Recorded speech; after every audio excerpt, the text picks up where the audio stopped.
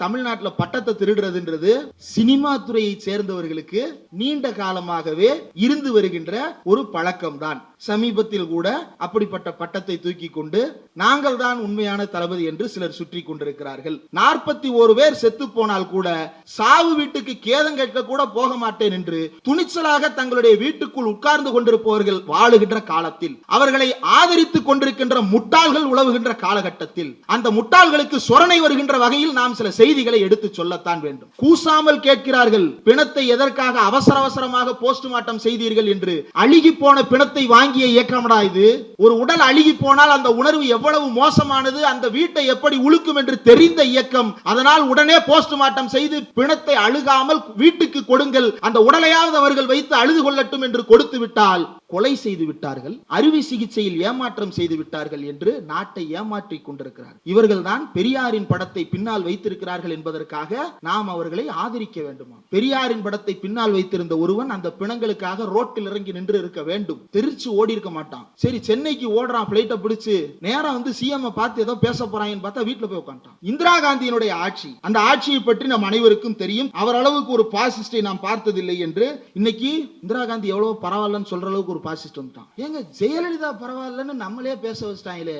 யாரோ இல்ல, எடப்பாடி ஆட்சிக்கு ஜெயலலிதா பரவாயில்லன்னு பேச வச்சுட்டாங்கன்னா இந்த நாக்கு இருந்து என்ன அழுகி விட வேண்டாமா? அப்படி பேச வச்சுட்டாங்களே நம்மள. இப்ப புதுசா ஒருத்தர் வர்றாரு, ஆனானப்பட்ட எம்ஜிஆரே தோல்வி இல்லைன்ற எம்ஜிஆரே 234 ஜெயிக்க முடியல. நாடாளுமன்ற தேர்தலில் மண்ணை கவுனாரு. இத்தனைக்கும் ரோட்டுக்கெல்லாம் போவாரு, சோடாலாம் குடிப்பாரு. அந்த சோடா கதையெல்லாம் ரொம்ப பிரபலம். சோடா குடிச்ச எம்ஜிஆர் கதையே இது. இப்படின்னா நீ வீட்டுல உட்காந்துக்கிட்டு சுடக்கு போட்டுக்கிட்டு இருக்கியே, உன் நிலைமை என்ன ஆகுன்றத சற்று யோசித்து பார் மகனே. வளையாபதி அவர்களை பத்தி மைனர் சொன்னாரு. கூடுதல் தகவல் என்ன அப்படின்னா, நான் பேசாத பெரியார் எனும் பெருநெருப்பு கூட்டங்கள் நடந்திருக்கின்றன. மைனர் பேசாத பெரியார் எனும் பெருநெருப்பு கூட்டங்கள் நடந்திருக்கின்றன. மில்டன் கலந்து கொள்ளாத பெரியார் எனும் பெருநெருப்பு கூட்டங்கள் நடந்துள்ளன. கரிகாலன் இல்லாமல் நடந்துள்ளன. மகிழன் இல்லாமல் நடந்துள்ளன. நாங்கள் யாருமே இல்லாமல் கூட அந்த கூட்டங்கள் நடந்துள்ளன. ஆனால் வளையாபதி இல்லாமல் பெரியார் எனும் பெருநெருப்பு கூட்டம் நடந்ததே கிடையாது. தமிழ்நாட்டில் நடந்த எல்லா பெரியார் எனும் பெருநெருப்பு கூட்டங்களிலும் இருந்த ஒரே நபர் தோழர் வளையாபதி அவர்கள் மட்டும்தான். அவர்களுக்கு இந்த நேரத்தில் மிகுந்த நன்றியை தெரிவித்துக் கொள்ள வேண்டும். எந்த ஊர்ல எத்தனை பஸ் மாறி வருவார் தெரியுமா? சென்னையில லோக்கல்ல இருந்துட்டு பஸ் வீட்டு வாசல்லே இருந்தாலும் சரி நம்ம ரேப்பிடோல போயிருவோம் அப்படின்னு கிளம்பி வந்தாலும் ஒரு பஸ் 2 பஸ் மாறி வர்றது அவ்வளவு சிரமமா இருக்கும். ஆனா தேனியில இருந்து, தேனின்னா தேனியே கிடையாது, அவர் வந்து எந்த ஊருக்கு, வத்தலகுண்டு பக்கம், கொடைக்கானலுக்கு அடிவாரத்தில் அந்த கொடரோடு வத்தலகுண்டு பக்கமா, வத்தலகுண்டுல இருந்து கொடைக்கானல் போற பக்கம் நீங்க வத்தலகுண்டு வரணும். வத்தலகுண்டுல இருந்து ஒன்னு திண்டுக்கல் வரணும், இல்லைன்னா மதுரை வரணும். அதுக்கப்புறம் மதுரையில இருந்து நீங்க ஈரோடு போகணும், அல்லது மதுரையில இருந்து நீங்க சென்னை வரணும். இப்படி மாறி மாறி தான் வரணும். இவ்வளவு பிரயத்தனம் எடுத்து இவ்வளவு பயணம் செய்து இந்த கூட்டங்களுக்கு எல்லாம் அவர் தொடர்ந்து வந்து கொண்டிருக்கிறார். அவருக்கு இந்த நேரத்தில் ஒரு சிறப்பு நன்றியை தெரிவித்துக் கொள்ள வேண்டும். நல்லா கைதட்டுங்க. ஏன் அதை சொல்றேன்னா, இந்த உற்சாகம் ரொம்ப முக்கியம். எங்க போனாலும் ஒரு கூட்டத்துக்கு அவர் வந்திருந்தார். வந்தவர், நான் இந்த மாதிரி இந்த ஊர்ல இருந்து வந்திருக்கேன்னாரு. சென்னையில நடந்த கூட்டத்துல அறிமுகமானாரு. ரொம்ப சந்தோஷமா இருந்துச்சு. பரவாயில்ல, இவ்வளவு தூரத்துல வந்துட்டாரே அப்படின்னு. ஈரோடு, அடுத்து ஈரோட்ல இருந்து கோபிச்செட்டிப்பாளையத்துக்கு வேற ஒரு நாள் கூட்டம். ரொம்ப தூரம்லாம் கிடையாதுல்ல, ஈரோடு கோபிச்செட்டிப்பாளையமும் அதே பகுதியில தான் இன்னொரு கூட்டம் ஒண்ணு நடத்துறோம். முந்தின நாள் காலு, சரி ஏதோ சொல்ல கால் பண்றாரு போல, அப்புறமா பேசுவோம் அப்படின்னு சொல்லிட்டு போன் எடுக்கல. திரும்பவும் கால், நான் எடுக்கல. திரும்பவும் கால், ஏதோ பிரச்சனை போல, நம்மளால எப்படி எந்த பிரச்சனையும் தீர்த்து வைக்க முடியாது, பேசாம நம்ம போனை எடுக்காம விட்டுருவோம் அப்படின்ட்டு விட்டா, கோபிச்செட்டிப்பாளையத்துல என்ன தோழர் போன் எடுக்கல, லொகேஷன் கேட்கறதுக்காக கால் பண்ண தோழர் அப்படின்னாரு. அந்த அளவுக்கு ஆர்வமாக இருக்கக்கூடிய நபர். அவருக்கு இந்த நேரத்தில் கூடுதல் நன்றிகளை தெரிவிக்க கடமைப்பட்டிருக்கிறோம். அதே நேரத்துல தோழர் லாரன்ஸ் அவர்கள், நாம எந்த நிகழ்ச்சிக்கு போனாலும் அந்த நிகழ்ச்சிக்கு திராவிட இயக்க தமிழர் பேரவையிலிருந்து அவர் வந்து ஒரு புத்தகம் 2 புத்தகம்லாம் இல்லை, அவர் கொண்டு வந்தாருன்னா பை நிறைய புத்தகங்களோட தான் வருவாரு. அவர்கிட்ட இருந்து வாங்கின புத்தகங்களை அடுக்கிறதுக்கே தனி செல்ஃப் வாங்கி வைக்கணும் போல வீட்டில். அந்த அளவிற்கு புத்தகங்களை கொண்டு வந்து கொடுத்து கொண்டே இருக்கக்கூடிய நபர். அவர்கள் அனைவருக்கும் நன்றி. அன்னை மணியம்மையார் பற்றி, அன்னை மணியம்மையாருடைய பிறந்த நாள் அன்று, பிறந்த நாள் என்று அன்றைக்கு தான் தெரியும். தோழர்களுடைய ஸ்டேட்டஸை பார்த்து, தோழர் மதிவதனினுடைய வாட்ஸ்அப் ஸ்டேட்டஸை பார்த்து, அன்னை மணியம்மையாருடைய பிறந்த நாள் அப்படின்னு ஒரு இன்ஸ்டாகிராம்லயோ வாட்ஸ்அப்லயோ இதுலயோ வச்சிருந்தார். ஓ, இன்னைக்கு மணியம்மையார் பிறந்த நாளா அப்படின்னு சொல்லிட்டு, நம்ம மணியம்மையாரை பத்தி என்னைக்குமே பெரிதா வாசிச்சதே கிடையாது அப்படின்னு சொல்லி மணியம்மையாரை பற்றிய புத்தகங்கள் என்னென்ன இருக்கின்றன அப்படின்னு தேடிய போது தொடர்ந்து நிறைய புத்தகங்கள் வெளியிடப்பட்டிருந்தது. அந்த புத்தகங்கள்ல ரொம்ப முக்கியமானது அன்னை மணியம்மையாருடைய தொண்டரம், ஈவேரா மணியம்மையார் களஞ்சியம் அப்படின்னு 2 புத்தகங்கள் ஆசிரியர் தொகுத்திருக்கிறாரு.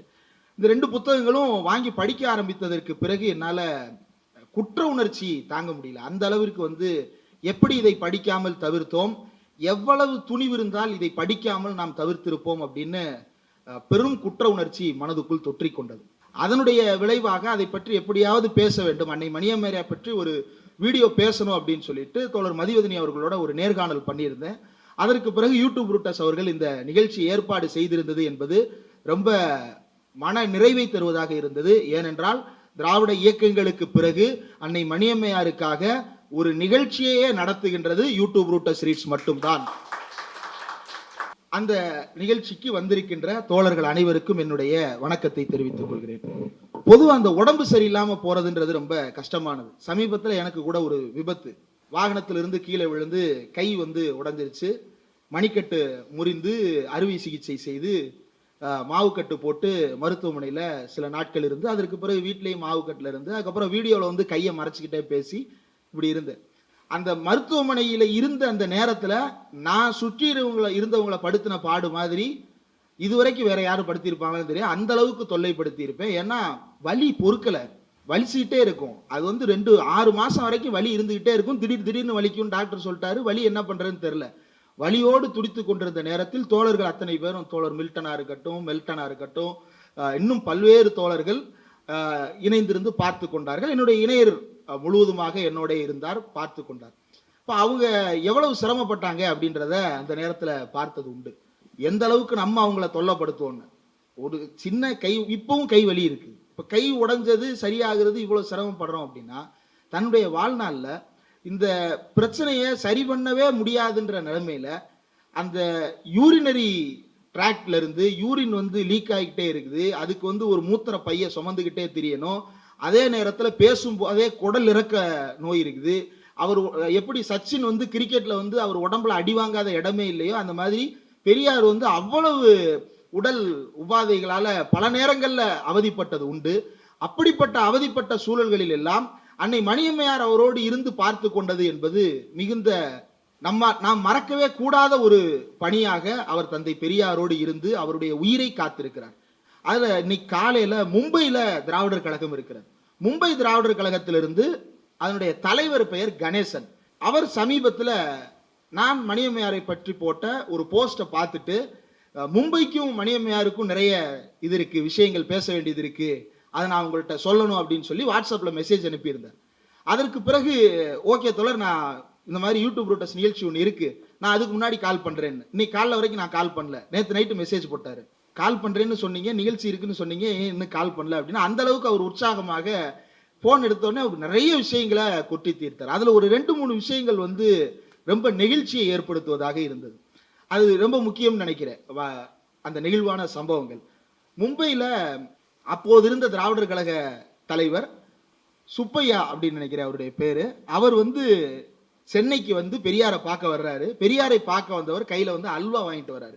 சிக்கன் கதை தெரியும், சிக்கன் வாங்கி கொடுத்து அதை ஒரு திருட்டுத்தனமா சாப்பிட்றது, அம்மா பார்த்துட்டு போறது, இதெல்லாம் தெரியும்.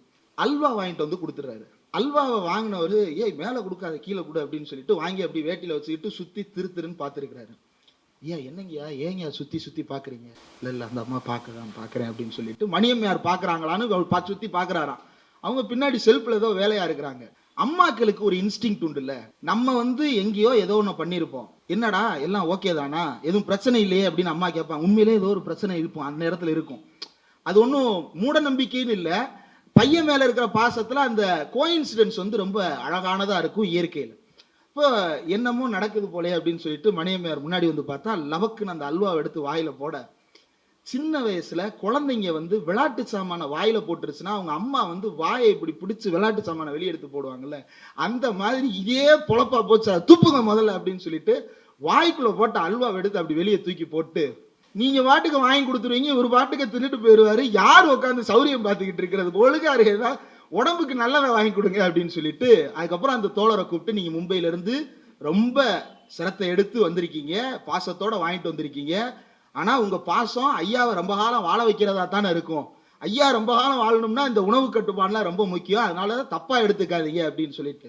அந்த ஒரு சம்பவத்தை ஏன் குறிப்பிடுகிறேன் என்றால் இன்னொரு விஷயமும் இருக்கு. மும்பையில தாராவில ஒரு கூட்டம் நடக்கிறது. அந்த கூட்டத்திற்கு அன்னை மணியம்மையார் போறாங்க. கூட்டத்திற்கு மணியம்மையார் போகும்போது அவருடைய வழக்கம் என்னன்னா, மாநாட்டிற்கு வருபவர்கள் அப்ப என்ன பண்ணுவாங்கன்னா, மாநாட்டு பந்தலுக்கே தங்குற வழக்கம் எல்லாம் இருந்த காலம். அப்ப மாநாட்டு பந்தலுக்கு தோழர்கள் எல்லாம் தங்கி இருக்கிறாங்க. மணியம்மையார் கிளம்பி போறாங்க. எதுக்கு கிளம்பி போறாங்கன்னா, எல்லாம் சாப்பிட்டாங்களா அப்படின்னு பாக்குறதுக்காக கிளம்பி போயிருக்கிறாங்க. சாப்பிட்டாங்களான்னு கேட்க போகும்போது யாரும் சாப்பிடல. அந்நேரத்தில் என்ன உணவு கிடைக்கும்னு தெரியல. உடனே தன்னுடைய அறைக்கு போனவங்க ஒரு கூட நிறைய மாம்பழத்தை எடுத்துட்டு வந்திருக்கிறாங்க. எங்க இருந்துமா மாம்பழம், இம்புட்டு மாம்பழத்தை இந்நேரத்துல வச்சிருக்கீங்க அப்படின்னு கேட்கும்போது, எங்க ஏற்காட்டுல இருந்து மாம்பழத்தை தோழர்கள் கொண்டு வருவாங்க ஐயாவுக்காக, அதை எடுத்துட்டு வந்தது, அதை எல்லாரும் வெட்டி சாப்பிடுங்க அப்படின்னு சொல்லிட்டு ஒவ்வொருத்தருக்கா துண்டு துண்டா வெட்டி வெட்டி வெட்டி வெட்டி கொடுத்துட்டு இருந்தாங்களாம். கொஞ்சம் யோசிச்சு பார்த்தோம்னா, நம்ம வீட்டுல நம்ம அப்பாவோ அம்மாவோ ஏதோ ஒன்று வாங்கிட்டு வந்தாங்க அப்படின்னா, பிள்ளைங்களுக்கு அவங்க சாப்பிடணும்னு நினைச்சு எடுத்த உடனே பறக்கு பறக்குன்னு எல்லாத்தையும் எடுத்து சாப்பிட மாட்டாங்க.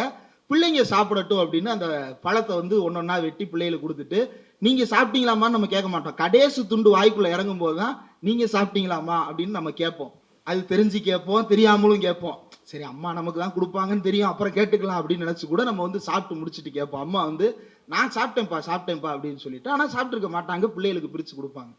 இதை ஏன் குறிப்பிடுகிறேன் என்றால், இந்த இரண்டு ரொம்ப இயல்பாக ஒரு மனித குணத்தை வெளிப்படுத்துகின்ற ரொம்ப அழகான தருணங்கள். ஒரு அம்மா எப்படி தன்னுடைய குழந்தையை கையாளுவார்களோ அதே போல திராவிடர் கழக தோழர்களையும் கையாண்டிருக்கிறார், தந்தை பெரியாரையும் கையாண்டிருக்கிறார்.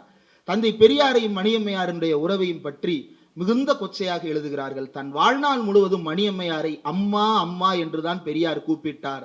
தந்தை பெரியாருக்கு மணியம்மையார் மகள் அல்ல, அம்மா.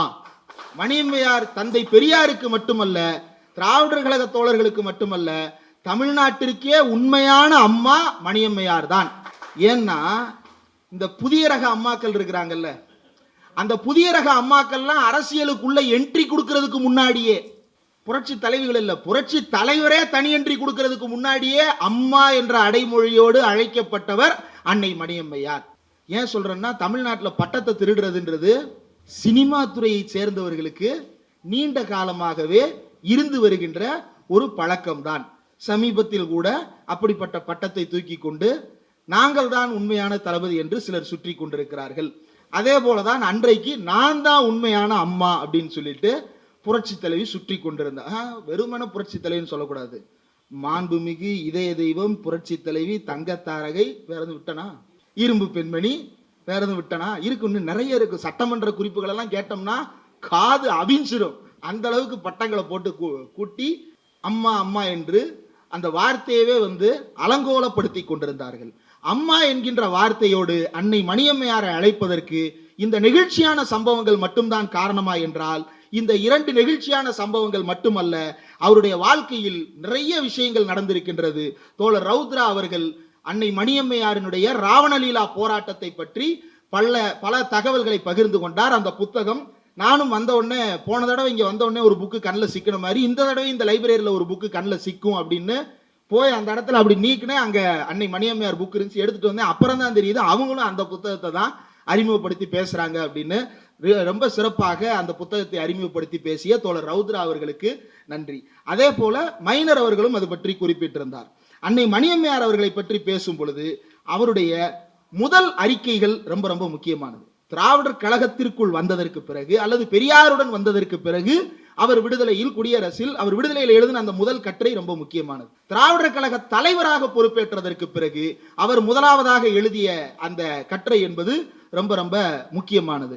ஏன் அதை முக்கியமானது என்று சொல்லுகிறேன் என்றால், தமிழ்நாட்டில் இருக்கக்கூடிய ஒவ்வொரு பெண்ணினுடைய வாழ்க்கையும் எப்படி அமைய வேண்டும் என்பது குறித்து, அல்லது திராவிட இயக்கத்தை சேர்ந்தவர்களுடைய வாழ்க்கை எப்படி அமைய வேண்டும் என்பது குறித்து அவருக்கு இருந்த பார்வை மிகுந்த ஆழமானது. பலரும் குறிப்பிடுவார்கள், மணியம்மையார் பெரியாரோடு செவிலியராக இருந்தார், பெரியாருக்கு சேவகம் செய்தார், அப்படி என்று அவரை ரெடியூஸ் பண்ற வேலைகளும் நடக்கும். அப்படி நடக்கும் போது அன்னை மணியம்மையார் பெரியாரிடம் சேர்ந்த உடனேயே எழுதிய ஒரு கட்டுரை இருக்கிறது. அந்த கட்டுரையில் இருக்கக்கூடிய வார்த்தைகள் ரொம்ப முக்கியமானது. அதற்கு வருவதற்கு முன்னால் தோழர் மைனர் அவர்கள் குறிப்பிட்டார், தமிழ்நாட்டில் மட்டுமல்ல உலகத்திலேயே ஒரு நாத்திக இயக்கத்தை தலைமை ஏற்று நடத்திய முதல் பெண்மணி அன்னை மணியம்மையார் தான் என்று. நாத்திக இயக்கத்தை தலைமையேற்றது மட்டுமல்ல, முழுக்க முழுக்க சுயமரியாதையை பரப்புவதற்காகவே உருவாக்கப்பட்ட ஒரு நாளேட்டினுடைய ஆசிரியராக முதலாக உலகத்திலே இருந்தவரும் அன்னை மணியம்மையார் தான். விடுதலை ஏட்டினுடைய ஆசிரியராக அவர் தான் இருந்தார். தோழர் ரவுத்ரா அவர்களை பற்றி உங்களுக்கு தெரியும், தோழர் பாட்டர் அவர்களை உங்களுக்கு தெரியும். அவருடைய திருமணம் பெரியார் சுயமரியாதை பிரச்சார நிறுவனத்தில் தான் நடைபெற்றது. இங்கு இருக்கக்கூடிய பலரும் பெரியார் சுயமரியாதை பிரச்சார நிறுவனத்தில் திருமணத்திற்காக உங்களுடைய திருமணத்திற்கோ உங்களுடைய வீட்டில் இருப்பவர்களுடைய திருமணத்திற்கோ சென்று இருப்பீர்கள். அந்த பெரியார் சுயமரியாதை பிரச்சார நிறுவனத்தில் பெரியார் சுயமரியாதை திருமண நிலையம் இருக்கிறது இல்லையா, அந்த நிலையத்தை முதலாக 1975ஆம் ஆண்டு உருவாக்கியவர் அன்னை மணியம்மையார் தான். இந்தியாவிலேயே சுயமரியாதை திருமணம் செய்து கொள்வதற்காகவென்று ஒரு அரங்கத்தை, ஒரு இடத்தை ஏற்பாடு செய்த பெண்மணி அன்னை மணியம்மையார் மட்டும்தான். தந்தை பெரியாருக்கு சட்டம் கொண்டு வருவதற்கு வேலைகளை செய்தார், சமூகத்தில் ஏற்பளிப்பதற்கு வேலைகளை செய்தார், திருமணம் செய்து வைப்பதற்கான ஒரு இடத்தை உருவாக்கி தந்தவர் அன்னை மணியம்மையார் தான். இன்றைக்கு சிபிஎம் இருந்து எங்கள் அலுவலகத்தில் நாங்கள் நடத்தி வைக்கிறோம் என்று சொல்லுகிறார்கள். எத்தனையோ கட்சிகளில் இருந்து நாங்கள் எங்கள் அலுவலகத்தில் சுயமரியாதை திருமணம் நடத்தி வைக்கிறோம் என்று சொல்லுகிறார்கள் என்றால் அதற்கெல்லாம் வெதை அன்னை மணியம்மையார் போட்டது. ஒரு ஆபீஸ போட்டு நாங்க நடத்துவோம் சுயமரியாதை திருமணத்தை என்று நின்று ஆடி காட்டியவர் அன்னை மணியம்மையார் அவர்கள்.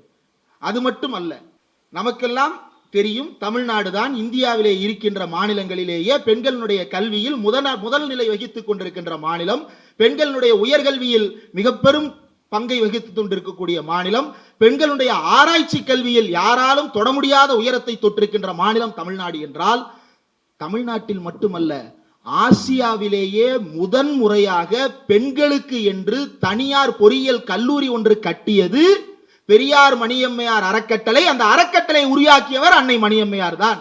பொறியியல் கல்லூரி மட்டுமல்ல, இந்தியாவிலேயே முறையாக ஒரு பாலிடெக்னிக் காலேஜ் பெண்களுக்கு என்று பிரத்யேகமாக உருவாக்கிய ஒரு தனியார் அமைப்பு பெரியார் மணியம்மையார் அறக்கட்டளை தான். அந்த அறக்கட்டளை உருவாக்கியவர் அன்னை மணியம்மையார் தான். ஏன் அதை சொல்லுகிறேன் என்றால், பெரியார் சொத்துக்காக திருமணம் செய்து கொண்டார் என்று அதுல 2 கூறுகள் இருக்கு. தன்னுடைய சொத்துக்கள் சரியாக செலவழிக்கப்பட வேண்டும், முறையாக சமூகத்திற்கு பயன்பட வேண்டும் என்பதற்காக, தான் எடுத்துக்கொண்ட கொள்கையை சரியாக செயல்படுத்துவதற்காக தன்னுடைய சொத்துக்கள் செலவழிக்கப்பட வேண்டும் என்பதற்காக. அன்றைக்கு வாரிசுரிமை சட்டம் எல்லாம் முறையாக கிடையாது, பெண்களுக்கு சொத்துரிமை அளிப்பது என்பது கிடையாது என்றால் மனைவிக்கு மட்டும்தான் கொடுக்க முடியும் என்பதால் அவர் அன்னை மணியம்மையாரின் பெயருக்கு அதை மாற்றி எழுதுவதற்காக அன்னை மணியம்மையாரை மனைவியாக சட்டப்பூர்வமாக ஏற்றுக்கொள்ளுகின்ற வேலையை பெரியார் செய்தார். அப்படி செய்ததற்கு பிறகு பெரியாருக்கு அவ்வப்போது மனதில் ஒரு குறை. நாம் இருக்கின்ற வரைக்கும் இந்த அம்மா நம்மோடே இருப்பார், நாம் செத்ததற்கு பிறகு என்னை சாக விடாமல் பார்த்து கொண்ட இந்த அம்மா நான் செத்ததற்கு பிறகு என்ன செய்வார் என்று தெரியவில்லையே என்று ஆசிரியர் அவர்களை அழைத்து ஒரு முறை புலம்பி ஒரு நாள் ஆசிரியர்கிட்ட சொல்லி ரிஜிஸ்டர் பண்றதுக்கு ஆளை கூட்டிட்டு வான்னு சொல்லியிருக்கிறார். என்ன ரிஜிஸ்டர் பண்றதுக்கு ஆளை கூட்டிட்டு வரணும்? மீரான் சாஹிப் தெரு சென்னையில எனக்கு ஒரு வீடு இருக்கிறது, அந்த வீட்டை நான் ஒருவருடைய பெயருக்கு மாற்ற போகிறேன். எதுக்குயா திடீர்னு இப்ப அதை மாத்துறீங்க? உங்க பேர்ல ஒரு சிலது தானே இருக்கு, மற்ற எல்லாத்தையும் நீங்க பெரியார் சுயமரியாதை பிரச்சார நிறுவனமா மாத்திட்டீங்களேன்னு சொன்ன போது, சுயமரியாதை பிரச்சார நிறுவனத்திற்கு சொத்துக்கள் மாற்றப்பட்டது ஒரு பக்கம் இருக்கட்டும், ஆனால் எல்லாவற்றையும் நிறுவனத்திற்கு எழுதி வைத்துவிட்டு எனக்காக இவ்வளவு பாடுகளை அனுபவித்து இந்த இயக்கத்துக்காக இவ்வளவு பாடுகளை பட்டு கொண்டிருக்கின்ற மணியம்மையார் அவர்கள் என்ன செய்வார்? அவர் பேருக்கு அந்த வீட்டை மாற்றி வைக்க வேண்டும் என்று இதை மணியம்மையாரிடம் சொல்லாதே என்று சொல்லி தனிப்பட்ட முறையில் ரிஜிஸ்ட்ராரை கூப்பிட்டு சாட்சியங்களை கூப்பிட்டு கையெழுத்து போட்டு முறையாக மணியம்மையார் பேருக்கு பதிவு செய்து கொடுத்து விட்டார். பதிவு செய்து கொடுத்ததற்கு பிறகு ஒரு காலத்தில் ஒரு ஆண்டுக்கு இடைவெளியில் அந்த தகவல் மணியம்மையார் அவர்களுக்கு தெரிய வருகிறது. தகவல் தெரிய வந்தவுடன் அவர் பட்ட கோபத்தின் விளைவு என்ன தெரியுமா? இனிமேல் இப்படிப்பட்ட பழி பேச்சு எதுவுமே இருக்கக்கூடாது என்று தன்னுடைய பெயரில் இருந்த சொத்துக்கள், பெரியார் தன்னுடைய பெயருக்கு மாற்றி அளித்த சொத்துக்கள் என்ற அனைத்து சொத்துக்களையும் திரட்டி பெரியார் மணியம்மை அறக்கட்டளை என்று உருவாக்கி விட்டார். அதை யாரும் தனி சொத்தாக கொண்டாட முடியாது. மணியம்மையாரின் பேரன் என்று ஒருவன் வந்து அந்த சொத்தை எடுக்க முடியாது, மணியம்மையாரின் தம்பி என்று ஒருவன் வந்து அந்த சொத்தை எடுக்க முடியாது, பெரியாரின் பேரன் என்று ஒருவன் அந்த சொத்தை எடுக்க முடியாது. இந்த பெரியார் சுயமரியாதை பிரச்சார நிறுவனத்தினுடைய பணிகளை முறையாக செய்ய வேண்டும், கல்வி ரீதியாக அதை செய்ய வேண்டும் என்பதற்காக கல்வி அறக்கட்டளை அன்னை மணியம்மையார் உருவாக்கி இருக்கிறார். ஆனால் கூசாமல் எழுதுவார்கள் சொத்துக்காக திருமணம் செய்து கொண்டார் என்று. அவர் தன்னுடைய பெயரில் இருந்த சொத்துக்களை மணியம்மையாருக்கு மாற்றியதும் சுயமரியாதை பிரச்சார நிறுவனத்திற்காகத்தான். மணியம்மையார் தன்னுடைய பெயரில் இருந்த சொத்துக்களையும் மாற்றியது பெரியார் மணியம்மை கல்வி அறக்கட்டளைக்காகத்தான். இது ரொம்ப ரொம்ப முக்கியமான அவருடைய பங்களிப்புகளில் நாம் மறந்துவிடக் கூடாத ஒன்று. அதற்கு பிறகு ரொம்ப முக்கியமான சில சம்பவங்களை நாம் குறிப்பிட வேண்டும். ஏன் அப்படின்னா 1974 ஜனவரி 6 தந்தை பெரியார் இறந்ததற்கு பிறகு ஒரு மாதத்திற்கு உள்ளாகவே பெரியார் 73 டிசம்பர்ல மறைகிறார். 74 ஜனவரியில திருச்சியில கூட்டம் நடக்கிறது. அந்த கூட்டத்தில் அன்னை மணியம்மையார் தலைவராக திராவிடர் கழகத்திற்கு தேர்ந்தெடுக்கப்படுகிறார். தந்தை பெரியாரோடு இருந்தார் என்பது மட்டும்தான் இன்றைய தலைமுறை தெரிந்து வைத்திருக்கிறது. ஆக பெரும் அவதூறுகளை எல்லாம் தெரிந்து வைத்திருக்கிறது. ஆனால் மணியம்மையார் சொன்ன ஒரு ஸ்டேட்மெண்ட்டை இந்த தலைமுறை தெரிந்து கொள்ள வேண்டும். திருச்சியில் 6/1/1974 பெரியார் மாளிகையில் மாநில திராவிடர் கழக நிர்வாகிகள் கூட்டத்தில் அன்னை மணியம்மையார் கழகத்தின் தலைமை பொறுப்பேற்று முதலாக உரையாற்றுகிறார். அந்த உரையில் அவர் ஒன்றை சுட்டிக்காட்டுகிறார். அதை அப்படியே வாசிக்க வேண்டும் என்று நான் நினைக்கிறேன். ஐயா அவர்கள் மறைந்து விட்டதை எண்ணி பல தலைவர்கள் இனி பார்ப்பனர் அல்லாத மக்களாகிய நம்முடைய நிலை என்ன என வேதனைப்படுகிறார்கள். தமிழர்கள் புலம்பி நிற்கிறார்கள். புத்தன், ராவணன், இரணியன் போன்றவர்களை எல்லாம் ஒழித்து கட்டிவிட்டோம், இந்த ராமசாமி பெரியாரை ஒழிக்க முடியவில்லையே என்று எக்காலமிட்டுக் கொண்டிருந்த ஆரிய கூட்டம் இன்றைக்கு ஒளிந்தார் பெரியார் அவர் என்று நிம்மதி பெருமூச்சு விட்டுக் கொண்டிருக்கிறார்களாம். அந்த நிம்மதியை குலைப்பதுதான் நம்முடைய ஒரே லட்சியம், அதுதான் நமது சேவை. ஐயா அவர்கள் சும்மா மறைந்து விடவில்லை. நம் முன் ஒரு போராட்டத்தை வைத்து விட்டுத்தான், அதோட முடிக்கல, நம் முன் ஒரு போராட்டத்தை வைத்து விட்டுத்தான் கண்மூடி இருக்கின்றார்கள். நாம் அதை வெற்றிகரமாக முடித்து நிம்மதி பெருமூச்சு விட்டுக் கொண்டிருக்கும் வைதீகர்கள், ஆரியர்கள், மதவாதிகளை நிரந்தரமாக பயமுடையவர்களாக ஆக்க வேண்டும். பெரியாராவது தேவலாம், அவர் தொண்டர்கள் நம்மை நிம்மதியாக வாழவிட மாட்டார்கள் போலிருக்கிறதே என்று அவர்கள் எண்ணும்படி செய்ய வேண்டும். அவர்கள் பெரும் தலைவலியாக இருக்கின்றார்களே என்று ஆரியர்கள் கருதும்படி செய்ய வேண்டும். திராவிடர் கழகம் முன்பு இருந்ததை விட மேலும் கட்டுப்பாடுடைய இயக்கமாக திகழ வேண்டும். ஏனெனில் நம் தலையில் உள்ள பாரம், சுமை மிகவும் கடுமையானது. நம்மை ஒழிக்க முற்பட்டவர்கள் தோல்வி கண்டார்கள், நாம் வெற்றி கண்டோம் என்ற நிலை உருவாகும் வகையில் நம்முடைய காரியங்கள் அமைய வேண்டும் என்பது அன்னை மணியம்மையார் வைத்த முழக்கம். ஏன் இந்த முழக்கத்தை சுட்டிக்காட்டுகிறேன் என்றால், திராவிடர் கழகத்தினுடைய தலைவர் பதவி என்பது தந்தை பெரியாருக்கு பணிவிடை செய்தார் என்பதற்காகவோ அல்லது பெரியாரோடையே நீண்ட காலம் பயணித்தார் என்பதற்காகவோ அவருக்கு வழங்கப்பட்டதா என்றால் இல்லை. அன்னை மணியம்மையார் பெரியாருக்கு சேவை செய்வதற்காக பெரியாரோடு வந்து சேர்ந்து கொண்டதற்கு பிறகு மும்பையில் ஒரு கூட்டம் நடக்கிறது. அந்த கூட்டத்தில் தொல்காப்பியனார் என்பவர் மேடையில் பேசுகிறார். அந்த கூட்டத்துக்கு யார் தலைமை என்றால் அன்னை மணியம்மையார் தலைமையில மும்பையில திராவிடர் கழக கூட்டம் நடக்கிறது. 1950களில் நடக்கிறது. அந்த கூட்டத்தில் தொல்காப்பியனார் என்பவர் மும்பை திராவிடர் கழக தலைவராக இருந்தவர். இனி எதிர்காலத்தில் நம்முடைய தலைவராக வரப்போபவர் இந்த மாநாட்டின் தலைமை வகிக்கிறார், நமக்கெல்லாம் அது ஒரு செய்தி என்று அவர் பேச, தேவையில்லாத வேலை பார்த்துக்கிட்டு இருக்காரு பெரியார். அவங்க இந்த மாநாட்டுக்கு தலைமை வகிக்கிறாங்க, அதுக்கு மரியாதை கொடுத்து ஏதாவது பேசு. கழகத்துக்கே தலைவராக போறாங்க, யார் முடிவெடுக்கிறது? அதை தொண்டர்கள் முடிவெடுக்கணும், நான் முடிவெடுக்கணும். யாரை கேட்டதை நீ சொல்ற அப்படின்னு சொல்லி பெரியார் கண்டித்து இருக்கிறார். அப்ப பெரியாரினுடைய இணையராக இருந்தார், பெரியாருடைய வாரிசாக இருந்தார் என்பதற்காக அவர் திராவிடர் கழகத்தினுடைய தலைவராக மாறவில்லை. பிறகு எதற்காக அவர் திராவிடர் கழகத்தினுடைய தலைவராக கொண்டு வரப்பட்டார்? ஏன் பெரியார் இருக்கும் போதே ஆசிரியர் இருந்தாரே, அவரை தலைவராக்கி இருக்கலாமே. பெரியார் இருந்த போதே கவிஞர் இருந்தாரே, அவரை தலைவராக்கி இருக்கலாமே. இன்னும் எண்ணற்ற மக்கள் இருந்தார்களே, அவர்களை தலைவராக்கி இருக்கலாமே. ஏன் அன்னை மணியம்மையாரை தலைவராக திராவிடர் கழகத்தில் தேர்ந்தெடுக்கப்பட்டார் என்றால் அதற்கு ஒரு வரலாறை நாம் சொல்ல வேண்டும். பல கூட்டங்களில் நான் இதை பேசி இருக்கிறேன், மீண்டும் மீண்டும் இதை சொல்லிக் கொண்டே இருக்க வேண்டும்.